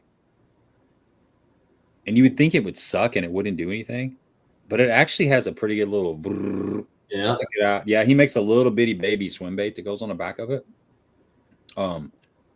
Pretty cool though. I was like, I mean, right now I threw the water was like 45, so I didn't get any bites on it, but I didn't keep it in my hand for more than like 10 minutes. I basically just wanted to rig it out and throw it. But I think if you threw this thing on like 10-pound test or 12-pound test, I don't know if I go that low. Yeah, I think it's pretty badass. I mean, well, you know what's funny with those jokers? You know how like traditionally, like if this was like 6-7 years ago, we'd all have like a DT6 or a DT8 in our hand and would be going around hitting rocks and stuff like that. Once we go full winter. And one thing that really cool with those, at least with the Z-Man Mini that I run, is they run through rock and wood really well, right? Like you put a jackhammer through a brush pile and it's gone. No, no. You think it's the hook because of the that it's something with the smaller blade and the way I have no idea, but it's something with the smaller blade and the way it like sits. And I think the head is more traditional. It has that more like football round to it on the chatterbait Mini. But I literally went to. Do you guys know like Smith Lake down by me, the Highland Impoundment? Yeah, I've never fished it, but I know what you're talking about. A bunch of spots, right? It's Highland Impoundment, so you got like a lot of rock, but then there'll be like that random stump mixed in or some log that's laying. Dude, I would fish that like a freaking DT6. So you sink it, so it's like the inverse, right? So you're slow rolling it, but you're actually running it along the bottom. And when that water would get dirty, we'd put on a red one, dude, in like 3/8 usually to stay a little lighter and slow roll it. But sometimes I have to get deeper. And you literally fish it like a square bill or a DT6, dude. And those spots would annihilate it. It was so much fun. You fish it on like a medium action, like a super soft, moderate kind of rod. And it was cranking, but with a chatterbait Mini, dude. And it was so much fun. Yeah, I feel like a chatterbait is like, I mean, I know they're getting used to it a little bit, but they haven't got used to it as fast as I thought they would get used to it because it has its like unique kind of acoustic profile, in my opinion, and it's got its little shimmer, and it does. I mean, some of them hunt more than others, and there's different brands and stuff, but it's I don't think it's it's obviously not as intrusive as a rattle bait, like a lipless is. A lot of them are really loud or they're belly or something. It's got there must be something in the water that they're seeing a lot that has a similar acoustic return. That's what it is, I think. I mean, and then it's maybe like a bluegill, like bluegill are making a similar noise. I mean, I've heard I always think about why they would hit a buzz bait, but I've heard at night, I've heard minnows like jumping out of the water and they make like a little it's like a little flutter kind of sound. But a chatterbait is like, it seems like you can just about always, if you keep it in your hand long enough, you can just about scrape up a bite or two on just about any day, regardless. Like even in the middle of summertime, you know, if you got grass, I think, you know, grass. Yeah. What's the difference between the mini and the mini max? Oh, I guess I'm talking about the mini max. I think the mini has lighter, mini jack, lighter versions. It came out beforehand, a little lighter. I think it's not the clasp on the blade. I could be wrong. I don't hold me to it. It's definitely lighter though. The mini max is actually what I was referring to. The only thing I can really see the difference is like, well, the mini only comes in a quarter. Yeah, but it doesn't have like a keeper on it. It doesn't have all the fancy stuff. Yeah. That I do wish they'd come out with one like that. So in my opinion, they screwed up the baby jack. Like they put too big of a hook on it, but it's the right diameter hook. And they made it just a little bulky, and there's some run issues. But I really feel like Z-Man does a good job on stuff. They make cool stuff. If they did the baby jack over and made it like a legit baby jack, and they downsized that hook and reduced the diameter size of that hook, so it's stout, right? But it's smaller, and then they played with that head a little bit to get it to chatter normal, that would be the juice. Because the only downside with that mini max is it has this awesome stout hook, but it's pretty stout, right? It's a 2/0 hook.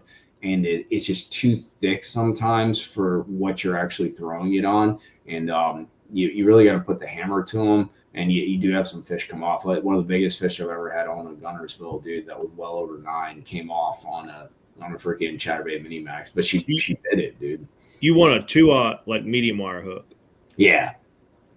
Something that you can reel through, right? Instead of having to like pull on them much, basically almost like a cranking approach, right? So you're using that kind of moderate bend rod, maybe 15, maybe on the upper end 17, but you know, they eat it and you just keep reeling. And I do that with the mini max, and it works 75% of the time. But there's just those situations where they just start doing the wonka, and I end up on the losing end of it. So are you throwing that mini max more than you're throwing a jackhammer then? It depends on the situation, really. I'll throw, it's probably about half and half, and I'll always have one of each tied on. It just depends on what weight. That's interesting though. I haven't messed rush that thing. Let's go 2/0. Okay, heavy duty 2/0. Yeah, it's a stout 2/0. Well, and here's the deal too. You talked about like why they eat the chatterbait. So Gunnersville, like, dude, it's renowned for the pressure it gets, right? And I've been out with multiple guys like over the few years that I've lived here, and it's amazing how differently every guy will fish a chatterbait. And now I'm only out with them on that one day, whatever. But like, I haven't been with one guy who's been like what I would consider like a successful or a good chatterbait fisherman who's actually just casted it out and reeled it, right? Like they're doing weird stuff with it. They're fast reel, like normal 3 fast reels, normal 3 fast reels. They're like, I do a hair jig retrieve with that. I take a 1/2 ounce chatterbait mini and throw it out on bars in like 8 to 12 feet of water. I sink it down, slow roll it, and then I literally fish it like you would a preacher jig, dude. Just kill it, and then tight line it to the bottom. Kill it, tight line it to the bottom. Guys are doing sweep techniques. There's something, I did it with a jackhammer, and then I also did it with a mini. You get in like a 6 to 8 foot flat, and you count it down for like a 1/1000, get it down to the tips of that grass, or you can slow roll it down. You just slow roll it, and dude, they won't eat it if you reel it fast. But if you sweep it and then reel up real fast and then sweep, and I'm not talking about a fast sweep, you're just dragging it and ticking the tops of the grass. Are you feeling the blade when you're doing that? Yeah, you'll feel the blade slightly. Enough to get it. It's pretty soft. But dude, one of these swipes, your rod's just going to bend over, and you don't even set the hook. You just freaking reel really hard, and the rod loads up. It's almost like that crank and bite we were talking about. There's so many ways to fish a chatterbait to get different vibration and to get different movement, you know, like that's why, at least in my opinion, on Gunnersville, they still bite a chatterbait. It definitely works, you know, there's no doubt. But the way these guys are working it, if you actually sat in the boat with some of these guys, like none of them are reeling it. None of them. Yeah, that's something I noticed from like creating content. I go back and watch like clips, and it's typically when I'm throwing any kind of a moving bait, like a spinner bait or a swim jig or a bladed jig. It's like I don't I don't know the percentage, but I'll go as high as like 70% is when I'm doing something like, you know, I pop it off a piece of grass, or I slow, even like say I'm just kind of doing this and I'm doing some rod twitches, putting some English in it, or I just kind of do this for whatever reason, or I hit it and I do this. Yeah. It's like almost like 70-80% of my bites, there's something I'm doing different. Like I'm moving it around something, or I'm just slowing it down, letting it fall down. Or dude, you raise your rod tip 2 inches and a half second later, you see your whole shit bend over. And that's what's so cool about, like, dude, like a lot, like whatever. I guess we're all a little vain if we're shooting video, right? And that's just the reality. If we're putting stuff on YouTube, we think like some of the stuff we have is something interesting someone else might be interested in, right? But one of the things that I've found is like these sort of tweaks and these little nuances. That was one of the things that got me originally interested in shooting video. Like at first it was capturing like a fishing diary in video, right? Or a fishing journal. And then it was capturing this moment. Like, I love this moment, right? This is like the happiest moment that I get for like 2.5 seconds, right? When that fish bites, you set the hook and you start fighting him. And then I started noticing, bro, I misremember shit like a madman, bro. Like, I thought I pumped that bait 4 times. Yeah. Bro, I was sitting there for like 15 minutes just yo-yoing the bait, or the exact opposite. I thought I pumped the bait 2 times. Dude, it ate it on the drop. I just reeled up and was going to feel for the bait. She was already on there, dude. Like, you find these little things with like retrieves and that you'd never notice, because I think, what do the cops call it? Something. It's like moment, the way you remember things. It's like this moment bias, because you're in like a traumatic experience or something. Yeah, it changes the way like your memory stores something. It's and like so, victim something. Yeah, victim bias or something. But like the video, like, it ain't lying, dude. And if you have the right angle, you capture that here, and then you duplicate that behavior. I'm stupid because I'm not engaged. Like, this is where Jacob would be good at it, right? He remembers in the moment. Like, he has a running log that'll delete until it's successful. And then he remembers, like, this is what I was doing. For me, I got to go home. I got to look at the video and be like, dude, why did you not notice that? Like, all you had to do was reel the chatterbait 3 times fast every once in a while, and you'd get a bite like half the time, right? Like, it's really obvious when you go back and look, but that's a part of the process, right? You're learning. But it definitely,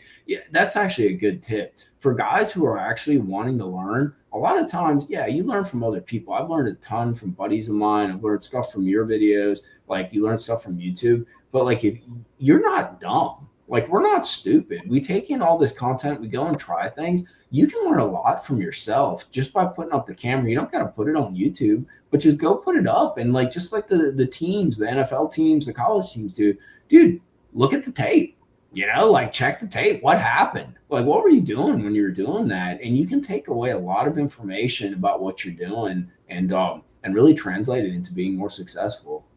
I'll give you one more. Take a kid fishing. I hate kids. I know. Take a kid fishing and don't tell him what to do. That's actually a good idea. Yeah. Well, take your buddy that doesn't fishing and don't tell him what to do. That's a really good point. Give him a bait. They work it different. Whatever it is, they work it different. Like, I watched my son reel a worm back in. I'm like, what are you doing? It's June. Like, throw it out there, let it sit on the bottom, hop it once, and they're going to eat it. And he's like, I got one. That's not how you fish a worm, bud. But you were taught how to fish a worm, and I was taught how to fish a worm, and Gabe was taught how to fish a worm. And you throw it out there on the bottom, and you drag it back. You drag, like, everything you just talked about on that chatterbait is not how you're supposed to fish chatterbait. No, I was actually taught, JB. I was taught to fish a Berkeley power worm. No, it wasn't even a Berkeley power worm. It was pre-Berkeley. It must have been like a culprit, probably, yeah. Or cream or something. I don't know what it was. This is like when I was a really, really little kid. But this dude, Brad Clawfelter, lived up the street from me. And he was like the neighborhood fishing guru guy or whatever. You go by his house and he'd have like giant catfish skulls like nailed to his tree. You know, he just nailed them, skin them. We're kind of scared to go in his house. But anyway, he knew how to catch fish. And he taught me how to throw a plastic worm out there. It was like grape with fire tail, right? And he would throw it out and let it sink. And he would just reel it in real slow. Yeah, reel it in. And this other dude up the street, Chris, he was the same way. He would just slow roll a freaking worm, like a 7-inch worm with a swimming little worm before a swimming When's the worm. last time you did that? I forgot about it. I mean, I did it for a little while. We do that all the time. That's the Florida special, bro. Yeah. Like the speed worm and stuff. I'll tell you another thing too. I got a lot of my buddies, they don't do forward facing and stuff, or they want to learn, like I got some really good buddies and they're like, I don't know if I want to do forward facing, I want to learn. So a good friend of mine, I took him out with his son, actually. His son's really cool. I just say I hate kids because I hate kids usually, but letting you get them out on the boat, you have a good time with them. And not super familiar forward facing. And that situation is interesting because we have all these rules, right? Just like the rules that forward facing broke that like Al Lindler all gave us, right? So now we have all these rules that are post like Al Lindler, post Bassmaster, post like FLW magazine write-ups. And you take a guy out forward facing fishing and he doesn't know what he's doing, and you give him these instructions, or you just kind of let him go and he'll do things with the bait. You're like, that's wrong. That ain't gonna. And it's crazy, dude. Like dropping the minnow below him and then bringing it back up, or he's just reeling in. That's one that I know, but like still, like they just reel it in, and also, like it eats it. There's a lot of funny things that happen with that forward facing that break a lot of the sort of rules that we've sort of come to live by in the past couple of years. That's really interesting to watch. Huh? Got me thinking, man. Yeah, it's crazy because you can see what's happening too, right? That's the other thing. This isn't just like seeing some guy like dabble around and you're like, what'd you just do? And then he tells you. It's like you're sitting there because a lot of times, like my good buddy this last night, like he had trouble tracking fish, right? So we did this team thing, right? So we get up in front. I would get down on one knee. I would track fish for him. We'd watch the bait. I got a good perspective of watching him and seeing what he's doing, so I can see how he's reeling and all that. You kind of work with them and kind of get them a little more comfortable in the process. And, I'm implementing my process, right? Like I'm telling him how I do things and trying to get him to do that. So it's never going to be the exact way that I do it. And so I'm tracking the fish. I can see the bait. I can see what the bait's doing. And I'm like, no, it can't go below. No, you're too high. We got in this one school, dude. I had this sneaky ass school that was spots mixed with bass, and you get the spots going, and then you'd catch like a 4 or 5 pound largemouth, but you'd have to catch like 2 or 3, pretty good spots, like 2.5, 3 pound spots. And I had fished them like 3 or 4 days before, and I was keeping the bait like, dude, 3 foot above them. They're tight to the bottom, ledge fish, right? And so I'd shake that minnow above them 3 foot or so, and I'd catch them, right? Not like I had like 20 pounds, 18 pounds, something like that. It was fun, but like I didn't smash him. So I take him out to the school with this kid, and he actually just ended up fishing them because he really wanted to learn. He's like, the kid, we'll go chatterbait fish. I'm like, cool, whatever. Bro, he couldn't keep that 3/16 low. So he's like, bro, 10 foot above these fish. He had like 22, 23 pounds, dude, off the same school 3 days later. And it 100,000% had to do with where he was keeping the bait in the water column, forcing these fish to, because they were very active, right? It's summer. He was forcing these fish to come up higher, which then made the fish that wanted to actually commit come up higher. And it would draw the spots when they would commit and come up. But the more spots came up because the bait was higher, which then drew the largemouth to commit harder. And dude, he would catch, whereas I would catch like 4 or 5 spots and then a largemouth, he'd catch maybe 1 spot or he'd miss the spot and the largemouth would come up because he was keeping that bait higher in the water column. Just stupid little stuff like that. It was really interesting, dude. Happy accidents is what we call it. Best things happen in fishing, as long as it isn't a freaking boat on boat. Yeah, no doubt. Yeah, I know. It's like I was fishing a big pile of crappie today just because I just want to see if I could get one to bite that jerk bait. And the best fish I caught today, which was right at a 5-pounder, was like in those crappie. I couldn't even see him. I'm like, where did I know he was eating? He was just hanging out at the buffet, just sitting there. There were smaller crappie, but I'd been sitting there. I'd made probably 30 casts of these crappie. So they were just out on a point, and there was a good school of crappie just sitting there. There's probably like 100 fish in there, maybe like 75. But I'm sitting there looking, and a bunch, and I never saw this fish. But you just never know what's going to happen, man. it was kind of, I just wasn't expecting it. It loaded up, and I thought I had another, 12, 13-inch crappie, and it ended up being like a 4.5, 5-pounder after I'd already thrown in there like 20 times or something. Everything relates to like 90s movies quotes, dude. Like the only rule is there is no rule, right? Like straight out of the Matrix, Keanu Reeves. No doubt. All right, couple more questions and then we'll shut her down, getting into the evening. I was wondering what you thought about like the first Bassmaster Elite next year is coming to Guntersville with no forward facing sonar. How do you think that's funny? They're coming to Guntersville, and then like MLF is coming to Guntersville like that, like a week later or something. Like everybody's coming to Guntersville. Dude, they're all coming back to Kentucky Lake now too, which kind of sucks. Yeah, it's a problem when you get good, right? Like it freaking. I think it's going to be really interesting. You said that, so they're no forward facing. No forward facing, yeah. They're half and half, and Guntersville happens to be one without it. I mean, the cool part about that's a good like to not have it. Yeah, like it can fish either way. I think it's going to bring the weights down compared to what the potential could be, right? But a lot of it depends too on the weather. Usually January is pretty damn cold, so it's probably not going to hurt as much if you were hitting, I don't know, more like March-ish. That's when it actually, I take that back.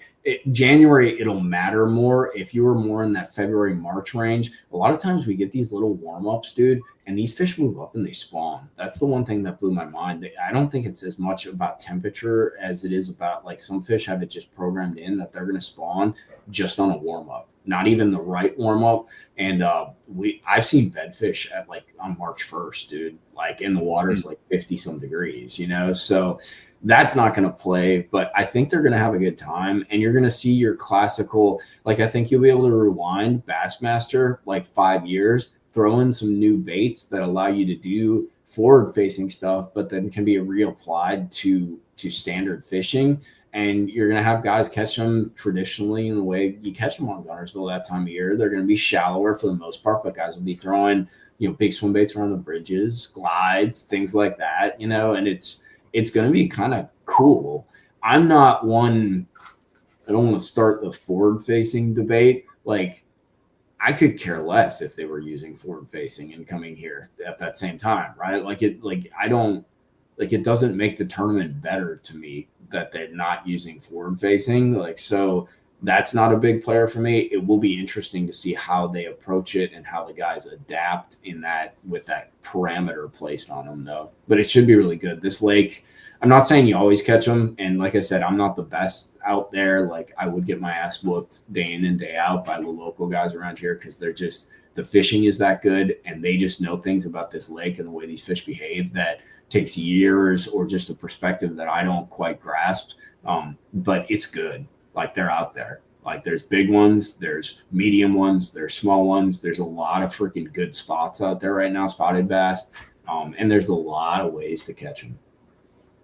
Do you think it's going to take, what do you think, like, for 4 days? What do you think it's going to take, like, per day? All depends if it's like a bigger freeze nasty, but it should be 20 a day. Well, dude, look at the Ultimate Angler. I mean, that was at least 20 a day. Yeah. In the worst time of year with it warm. Like, it just, they'll freaking catch them, dude. Because here's the other thing, dude. They may not have forward facing. It doesn't mean they haven't seen what fish do on FFS that time of year. So, like, your statistics might go down, but there's certain patterns that you can do or adapt because these fish are there now. Like, the rules have been broken. We know that they're down in this certain area we never thought they were, and we can catch some of those fish. Maybe not all of them, but we can catch some of them.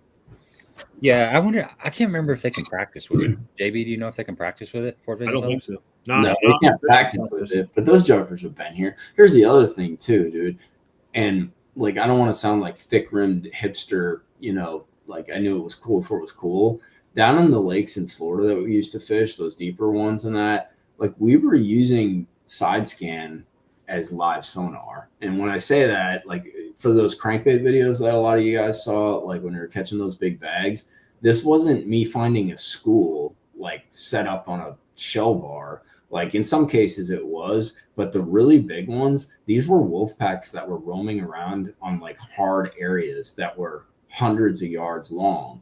And we would just idle around, or I would, and side scan these fish to find these wolf packs. And dude, I would find like a set of 5. Now this is different before they were getting pinged left and right, but I would find them and dude, not even mark them. I'd be like, I know the angle of that. I'm going to freaking turn the motor off, run to the front, drop the trolling motor, or even before I drop the trolling motor, I'm just firing based on my boat position and lining it up, and I'm getting that bait down there, and I'm going to get to it. And I'm not saying you can do that all the time, but like, especially if fish are down towards the bottom, you can use side scan in a way that we use forward facing, maybe not in the real time bite, but in real time in analyzing how they're set up. And that time of year, they are grouped up a bit. So you can look at some of that stuff with that side scan and actually get a pretty damn good idea of what's going on. I remember doing that in Egypt years ago, Gabe. Like, yeah. You run, it's kind of the same thing. Like you'd run across them and you'd see it was the footballs behind the shad. You'd see that ball of shad, and then you see like 6 footballs behind it, and you knew you were just about to get blasted. But that was this time of the year on a super clear body of water, and you'd spin that boat around and you just go fish jerkbait, a pointer over the top of them and just crush them. But like you said, it was prior to them getting pinged. I never even thought about that, using that like quote unquote live sonar. But yeah, we did that back in 06, 07. Yeah, it's delayed, but if it kind of keeps recycling, it's still, that fish is still kind of in that area. And here's the other deal, dude. Like, and everybody's got their own opinion on it. I'm one of those guys, dude. If the rule isn't there, like, you bend and push until you hit the wall, right? And somebody in the comments just mentioned, like, I used to use side scan on my trolling motor, sweep it to the side, and it almost looks like 360, right? So there's ways to kind of manipulate the rules, right? And it's not wrong. Like, as long as it's not like in the rules, and I don't know specifically what the rules are, so I could be very wrong, but there's ways to get some of that real-time information without it being like an LD34 or whatever, on the front of your boat. And I think some of these guys are going to push that envelope. I know I'm not the most competitive person, but if I was in the mix for that, I'd be pushing every envelope that I can, because these poor guys too, on the other end, and this is more the political, all they've had to deal with are rule changes, getting pushed around, less dollars, like, they're there to win. So you will take risks. You will do calculated risks. You will try to take advantage of, what do you call that, where there's a gap in the rule? The gray area? Or no, gray area, but what the hell's the word? No. Nah, in any case, gaps in the rules. You'll take advantage of anything you can to get like somewhat of a competitive edge, especially if it sets up in a way where you can take advantage of that, dude. That'll be interesting to see if they do put the forward-facing sonar or the side scan back on the trolling. I think it's going to show up more, man. I think you're right. That makes total sense. I hadn't even thought about that, but that's like an old school technique that a lot of people used to do that. We're giving away that these guys are pushing now. Do what? Just real quick, like, even like you guys are up by those, or like all we used to do, or all you guys used to drop spoons on 2D, right? Vertical fish. Oh yeah, especially in table rock. Yeah, dude. Like, I think you're going to see a little of that too, because that works, bro. It's still. Do you not have 2D on your transducer? I do. Okay. Oh, 100%. I love 2D, dude. Yeah. But that's what I'm saying, though. I think you're going to see guys like re-implement some of this technology or some of these approaches that we were using prior to that have kind of that same feel to it. It just isn't as good, right? And it limits your scope or your ability. But somebody said loophole. Yeah, loophole. That's it, dude. Not loophole.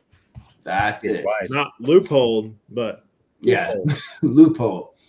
Hey, we're giving away a $25 Baitworks gift card real quick. If you want to get involved in the giveaway, #BOG, all capitals. Nice.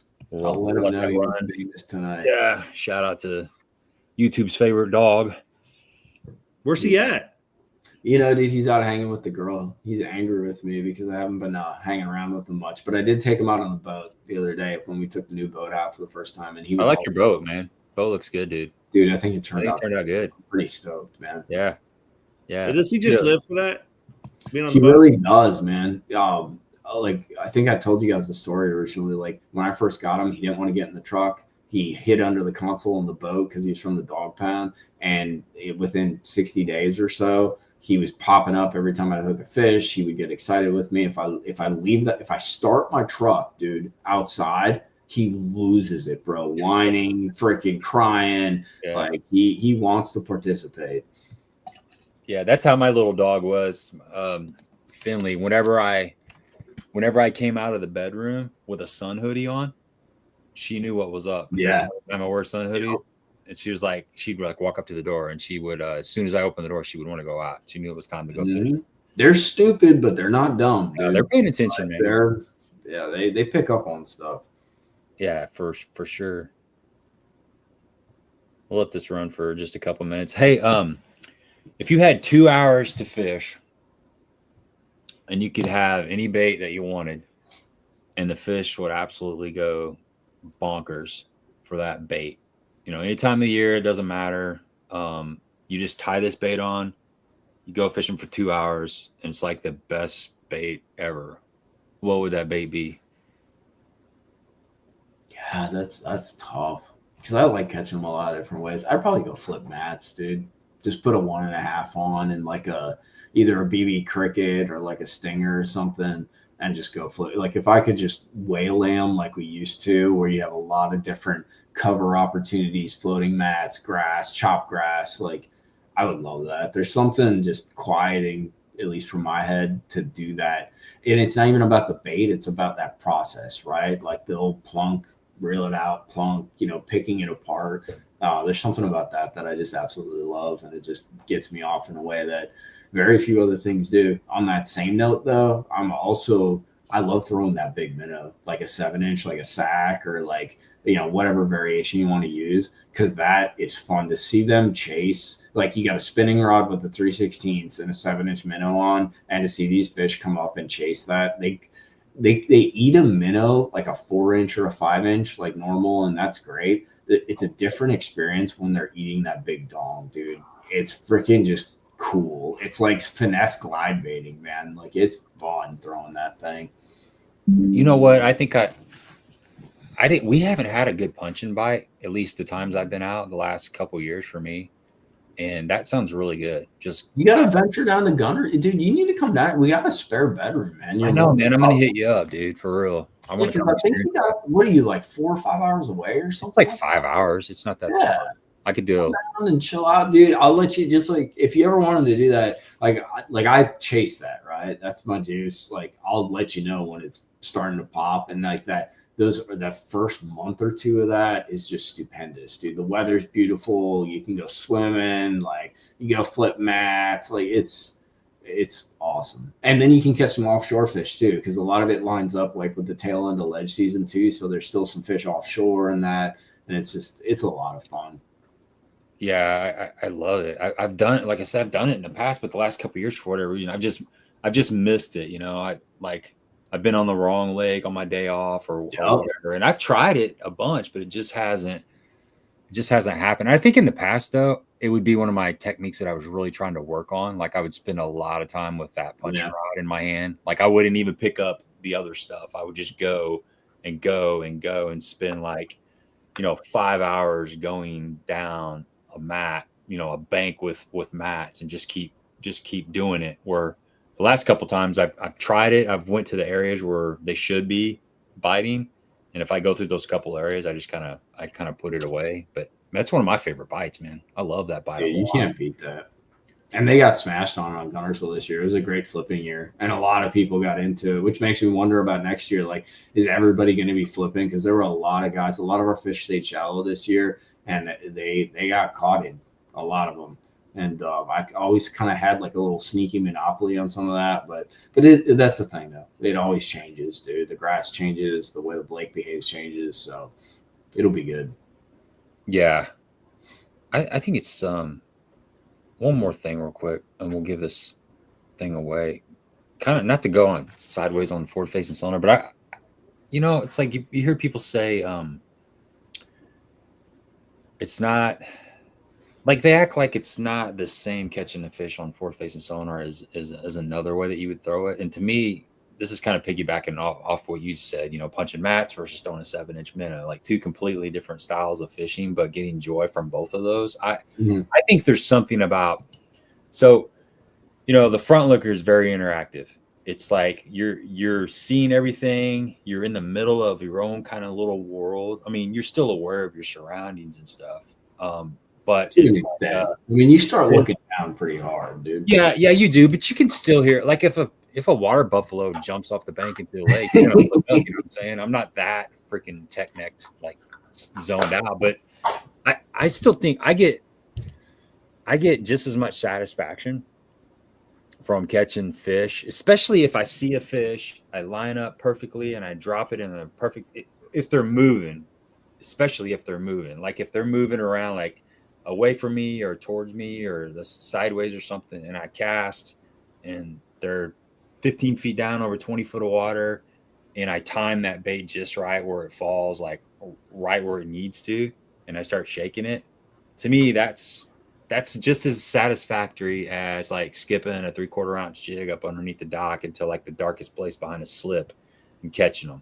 Now, you know, I'll get burnt out doing one or the other, but I still like, and I don't know where I'm going, I just kind of, this is like a side note, but I still like that forward facing sonar minnow game or jerkbait game or whatever just as much as some of the traditional stuff. And I think it's a problem. I think some people are just you know, the grumpy couch potato guys, I think they're overlooking that is actually a fun way to catch fish, and it's just as technical and it's just as involved as any other traditional type of fishing. And I just wanted to say that for the record, so now everybody knows. I don't know. So now you put a nice negative twist. Yeah, I don't know where I was going with that. I just felt like I needed to say that. So thanks for listening to me, everybody out there. I mean, so I'll engage a little bit. I don't want to go like crazy because but like, there's more dimensions to it, and that's why we get into it. Like, my general philosophy is this: if you don't like it, don't do it. But like, mind your own business, dude. And like, that's kind of my approach. Like, I'm gonna try things and do things, and if I like them, I'm gonna do them. I don't really care what you say. There is a dynamic to it that I can empathize and sympathize and apathize with, that there is a cost differential to enter that game. I think over time that's going to be removed, or a cost barrier. The technology is expensive, right?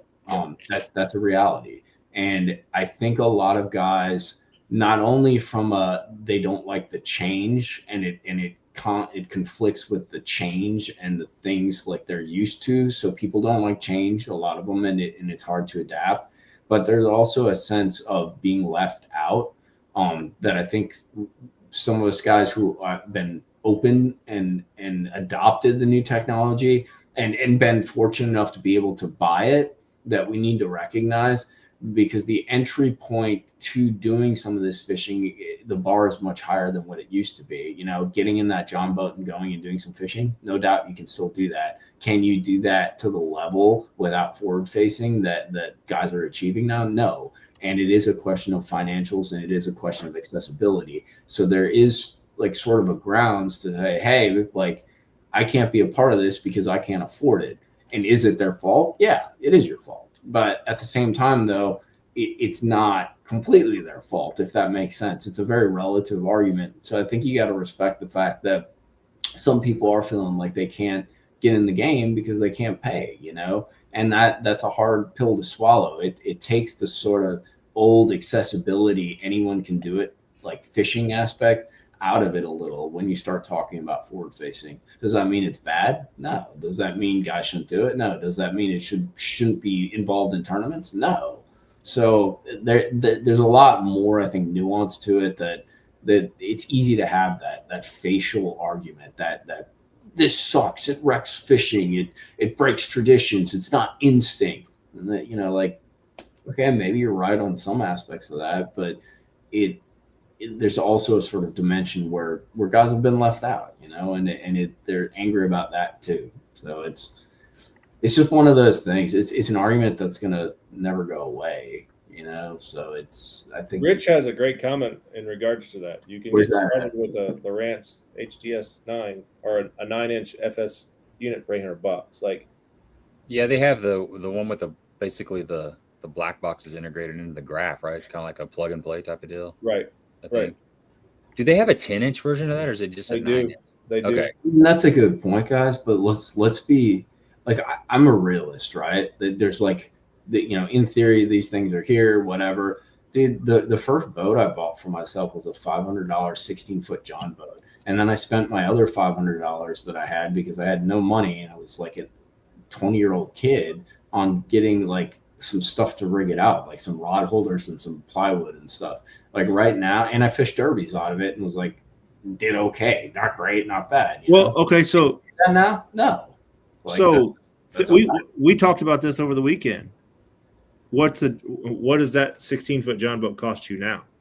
That's a $5,000 John boat. I mean, even a let's go junky one is $3,000 or $4,000 with nothing on it. Like, cost of everything has gone up. We were talking about what we fish out of our little John boats. Like, I couldn't replace my John boat, and I don't even want to say the number because y'all make fun of me. Well, yeah, you get a little narrow 14-footer for not quite that much. But the point he's making, though, is the accessibility level has changed, and I agree with that. But this is on top of that.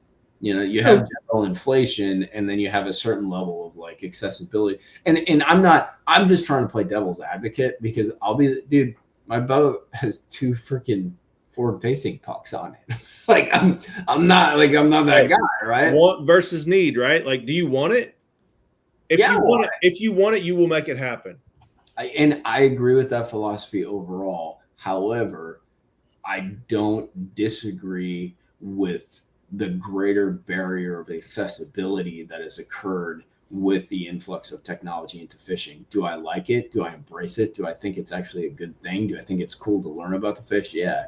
But you always got to put yourself in the other guy's shoes, man, because like that's humility, right? That's dealing with people on their own terms, on their own level. I'm not saying they're right, but it's important to understand where some of those arguments come from, just to kind of be a person, right? And you know, once it escalates into like, dude, we're on YouTube, like we all do that. Like, there are people that escalate things very quickly, or they just come right out of the gate on fire.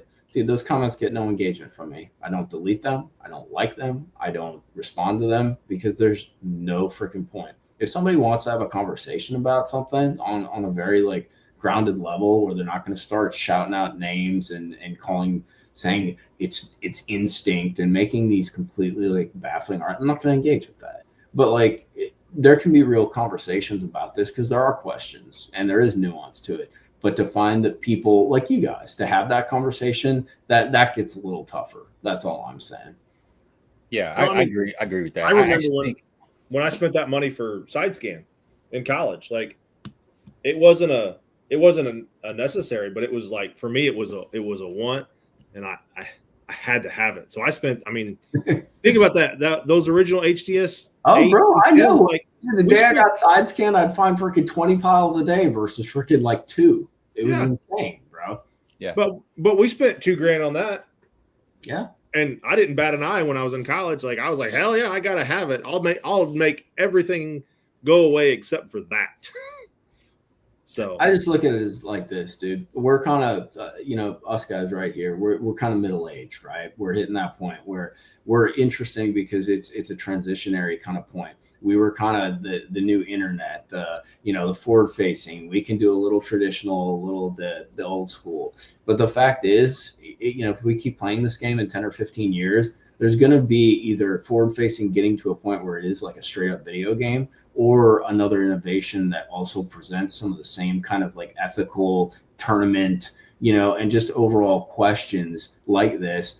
And, I guess I look at it as, where am I going to be at then? Am I going to be crabby and not accepting like a lot of the guys now? What's going to be my opinion? And I always want to be able to think that I'm going to be open enough to analyze kind of both angles of an argument, because usually neither of them are like totally right?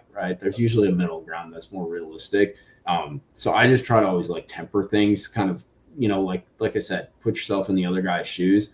you can choose your side. That's the beauty of it. We're all individuals, dude. I'm going to go freaking use my freaking scout mode and my forward mode and have a good time, right? And then I might go flip some mats. So I'm going to do whatever the hell I want to do, because I make choices for me. But I also think it's important, especially in like the roles that we're in, to understand the culture, understand demographics and like what's happening in fishing, because we love doing this, right? Don't want to see it go away. And there's a lot of different people involved in it. And that means there's a lot of different perspectives. So you can't just shut a group out. Look what happened when they did that. Like, we came along, right? Fucking, like, dude, there was a giant mass of guys who wanted to go out and catch fish and have fun and learn and not be lied to by a bunch of pros. And so it created this sort of outcast demographic of guys, like anglers, and the tournament guys didn't care for years. And then all of a sudden, like, you have this equalizing factor with YouTube and the internet. And all of a sudden, guys, we're not the best at fishing. Like, I'll be the first to admit, like, I wouldn't hang with these guys. But you know what? I can talk to somebody about something that I learned in a video and give them the opportunity to learn something and go catch some more fish. So like, you can't excommunicate, or you can't push a group out because you don't like the way they think or the way they see, or because they're not participating in something. Like, we're all part of the overall same, I hate this word, but community.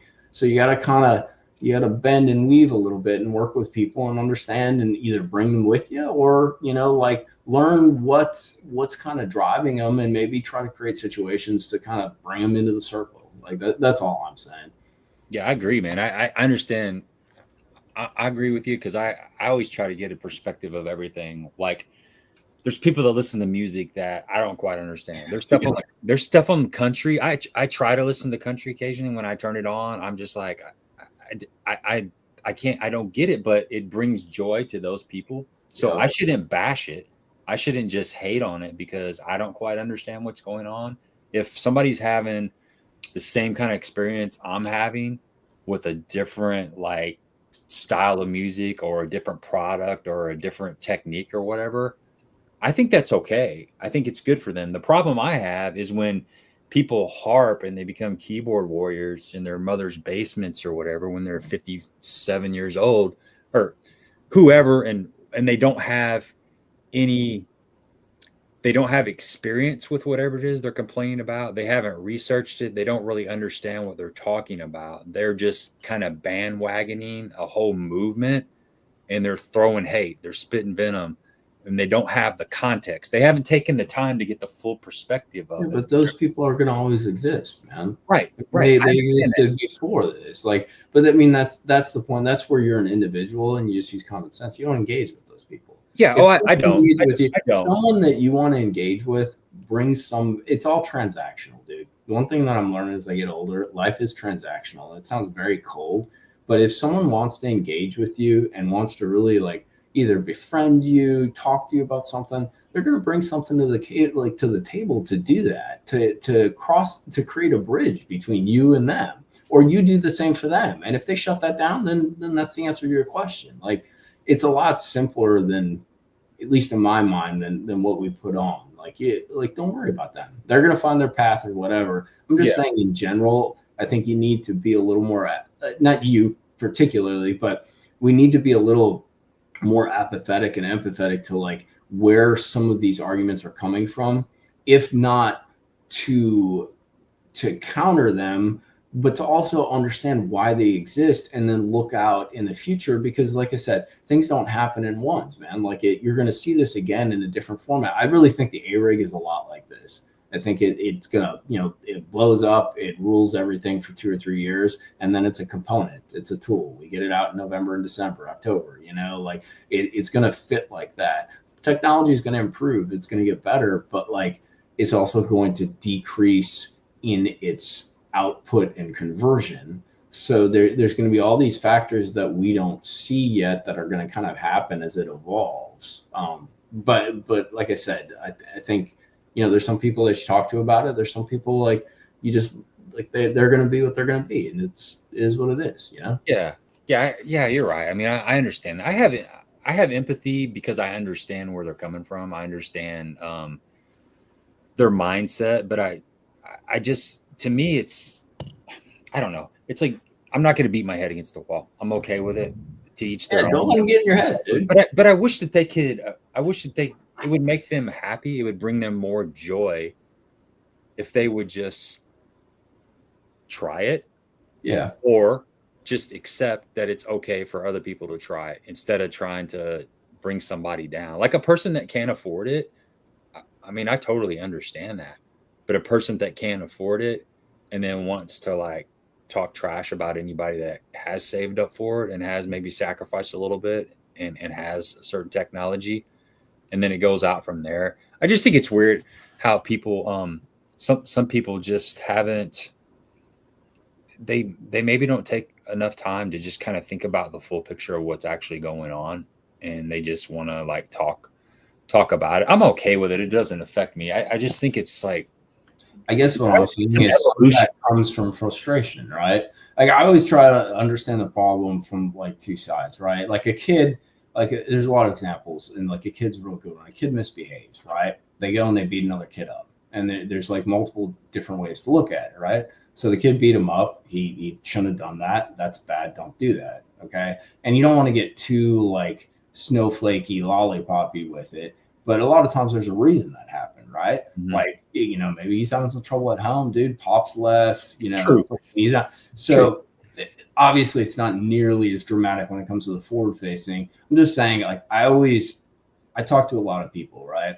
And my biggest thing is, dude, you treat me politely and nice, and you're going to get the same back from me, dude. And probably more, actually. So when it comes to forward facing, like if I'm having a conversation with somebody, like usually they're not super against it anyways if they're talking to me. But if they are, like I'm going to have that conversation because I don't know where it comes from. Are you frustrated because, you know, you're struggling to catch fish, you got the technology, you paid all this money, and now you haven't had the time to put into it, which is their fault. But like, you know, what's driving this? Because they're not angry at forward facing.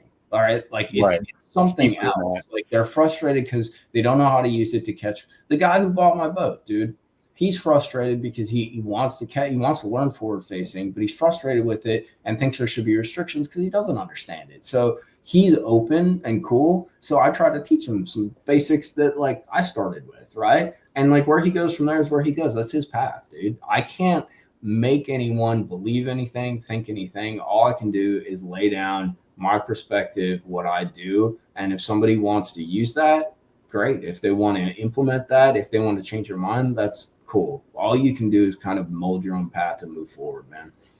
Yeah, that's good stuff, man. All right, let's wrap it up on that, man. We covered a lot of good topics. I hope some of the tips and kind of deets that we shared tonight will help you guys go out and catch some fish. Man, it's cold up here in the Midwest, so you got to get out. Warm up coming. End of the week, it's going to warm up a little bit. For you guys, for us, it's like taking the dive. It's going the other way. But 12 is fish are still biting. The low this weekend. What's that? 12. I know. Sunday. I saw that. Sunday's my next day off, so that's why I had to go today. Oh, dude, it's going to be bitter on Sunday. Yeah, it's going to be miserable. I don't do that. I'm like, when it's around like 30-ish, 32, I'm on the fence because I don't like the ice in the guides. Yeah. Those guys, I'm a diva like that. I just hate that. It drives me nuts. Well, and then you got to drain the motor and do all your like stuff. Yeah. I can go sideways really quick when it's that cold.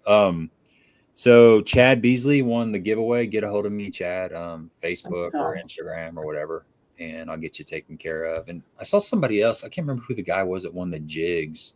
He chimed in here. I thought that Jason had sent those to you. If he hasn't, shoot me a message, and I'll actually call Jason tomorrow.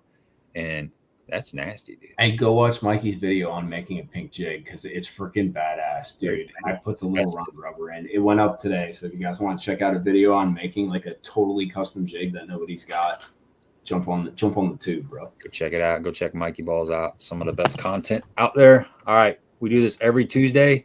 We'll have a different guest next week. I don't know who it is. I'm working on it, but hope you guys can stop by and hang out with us. Have a great weekend.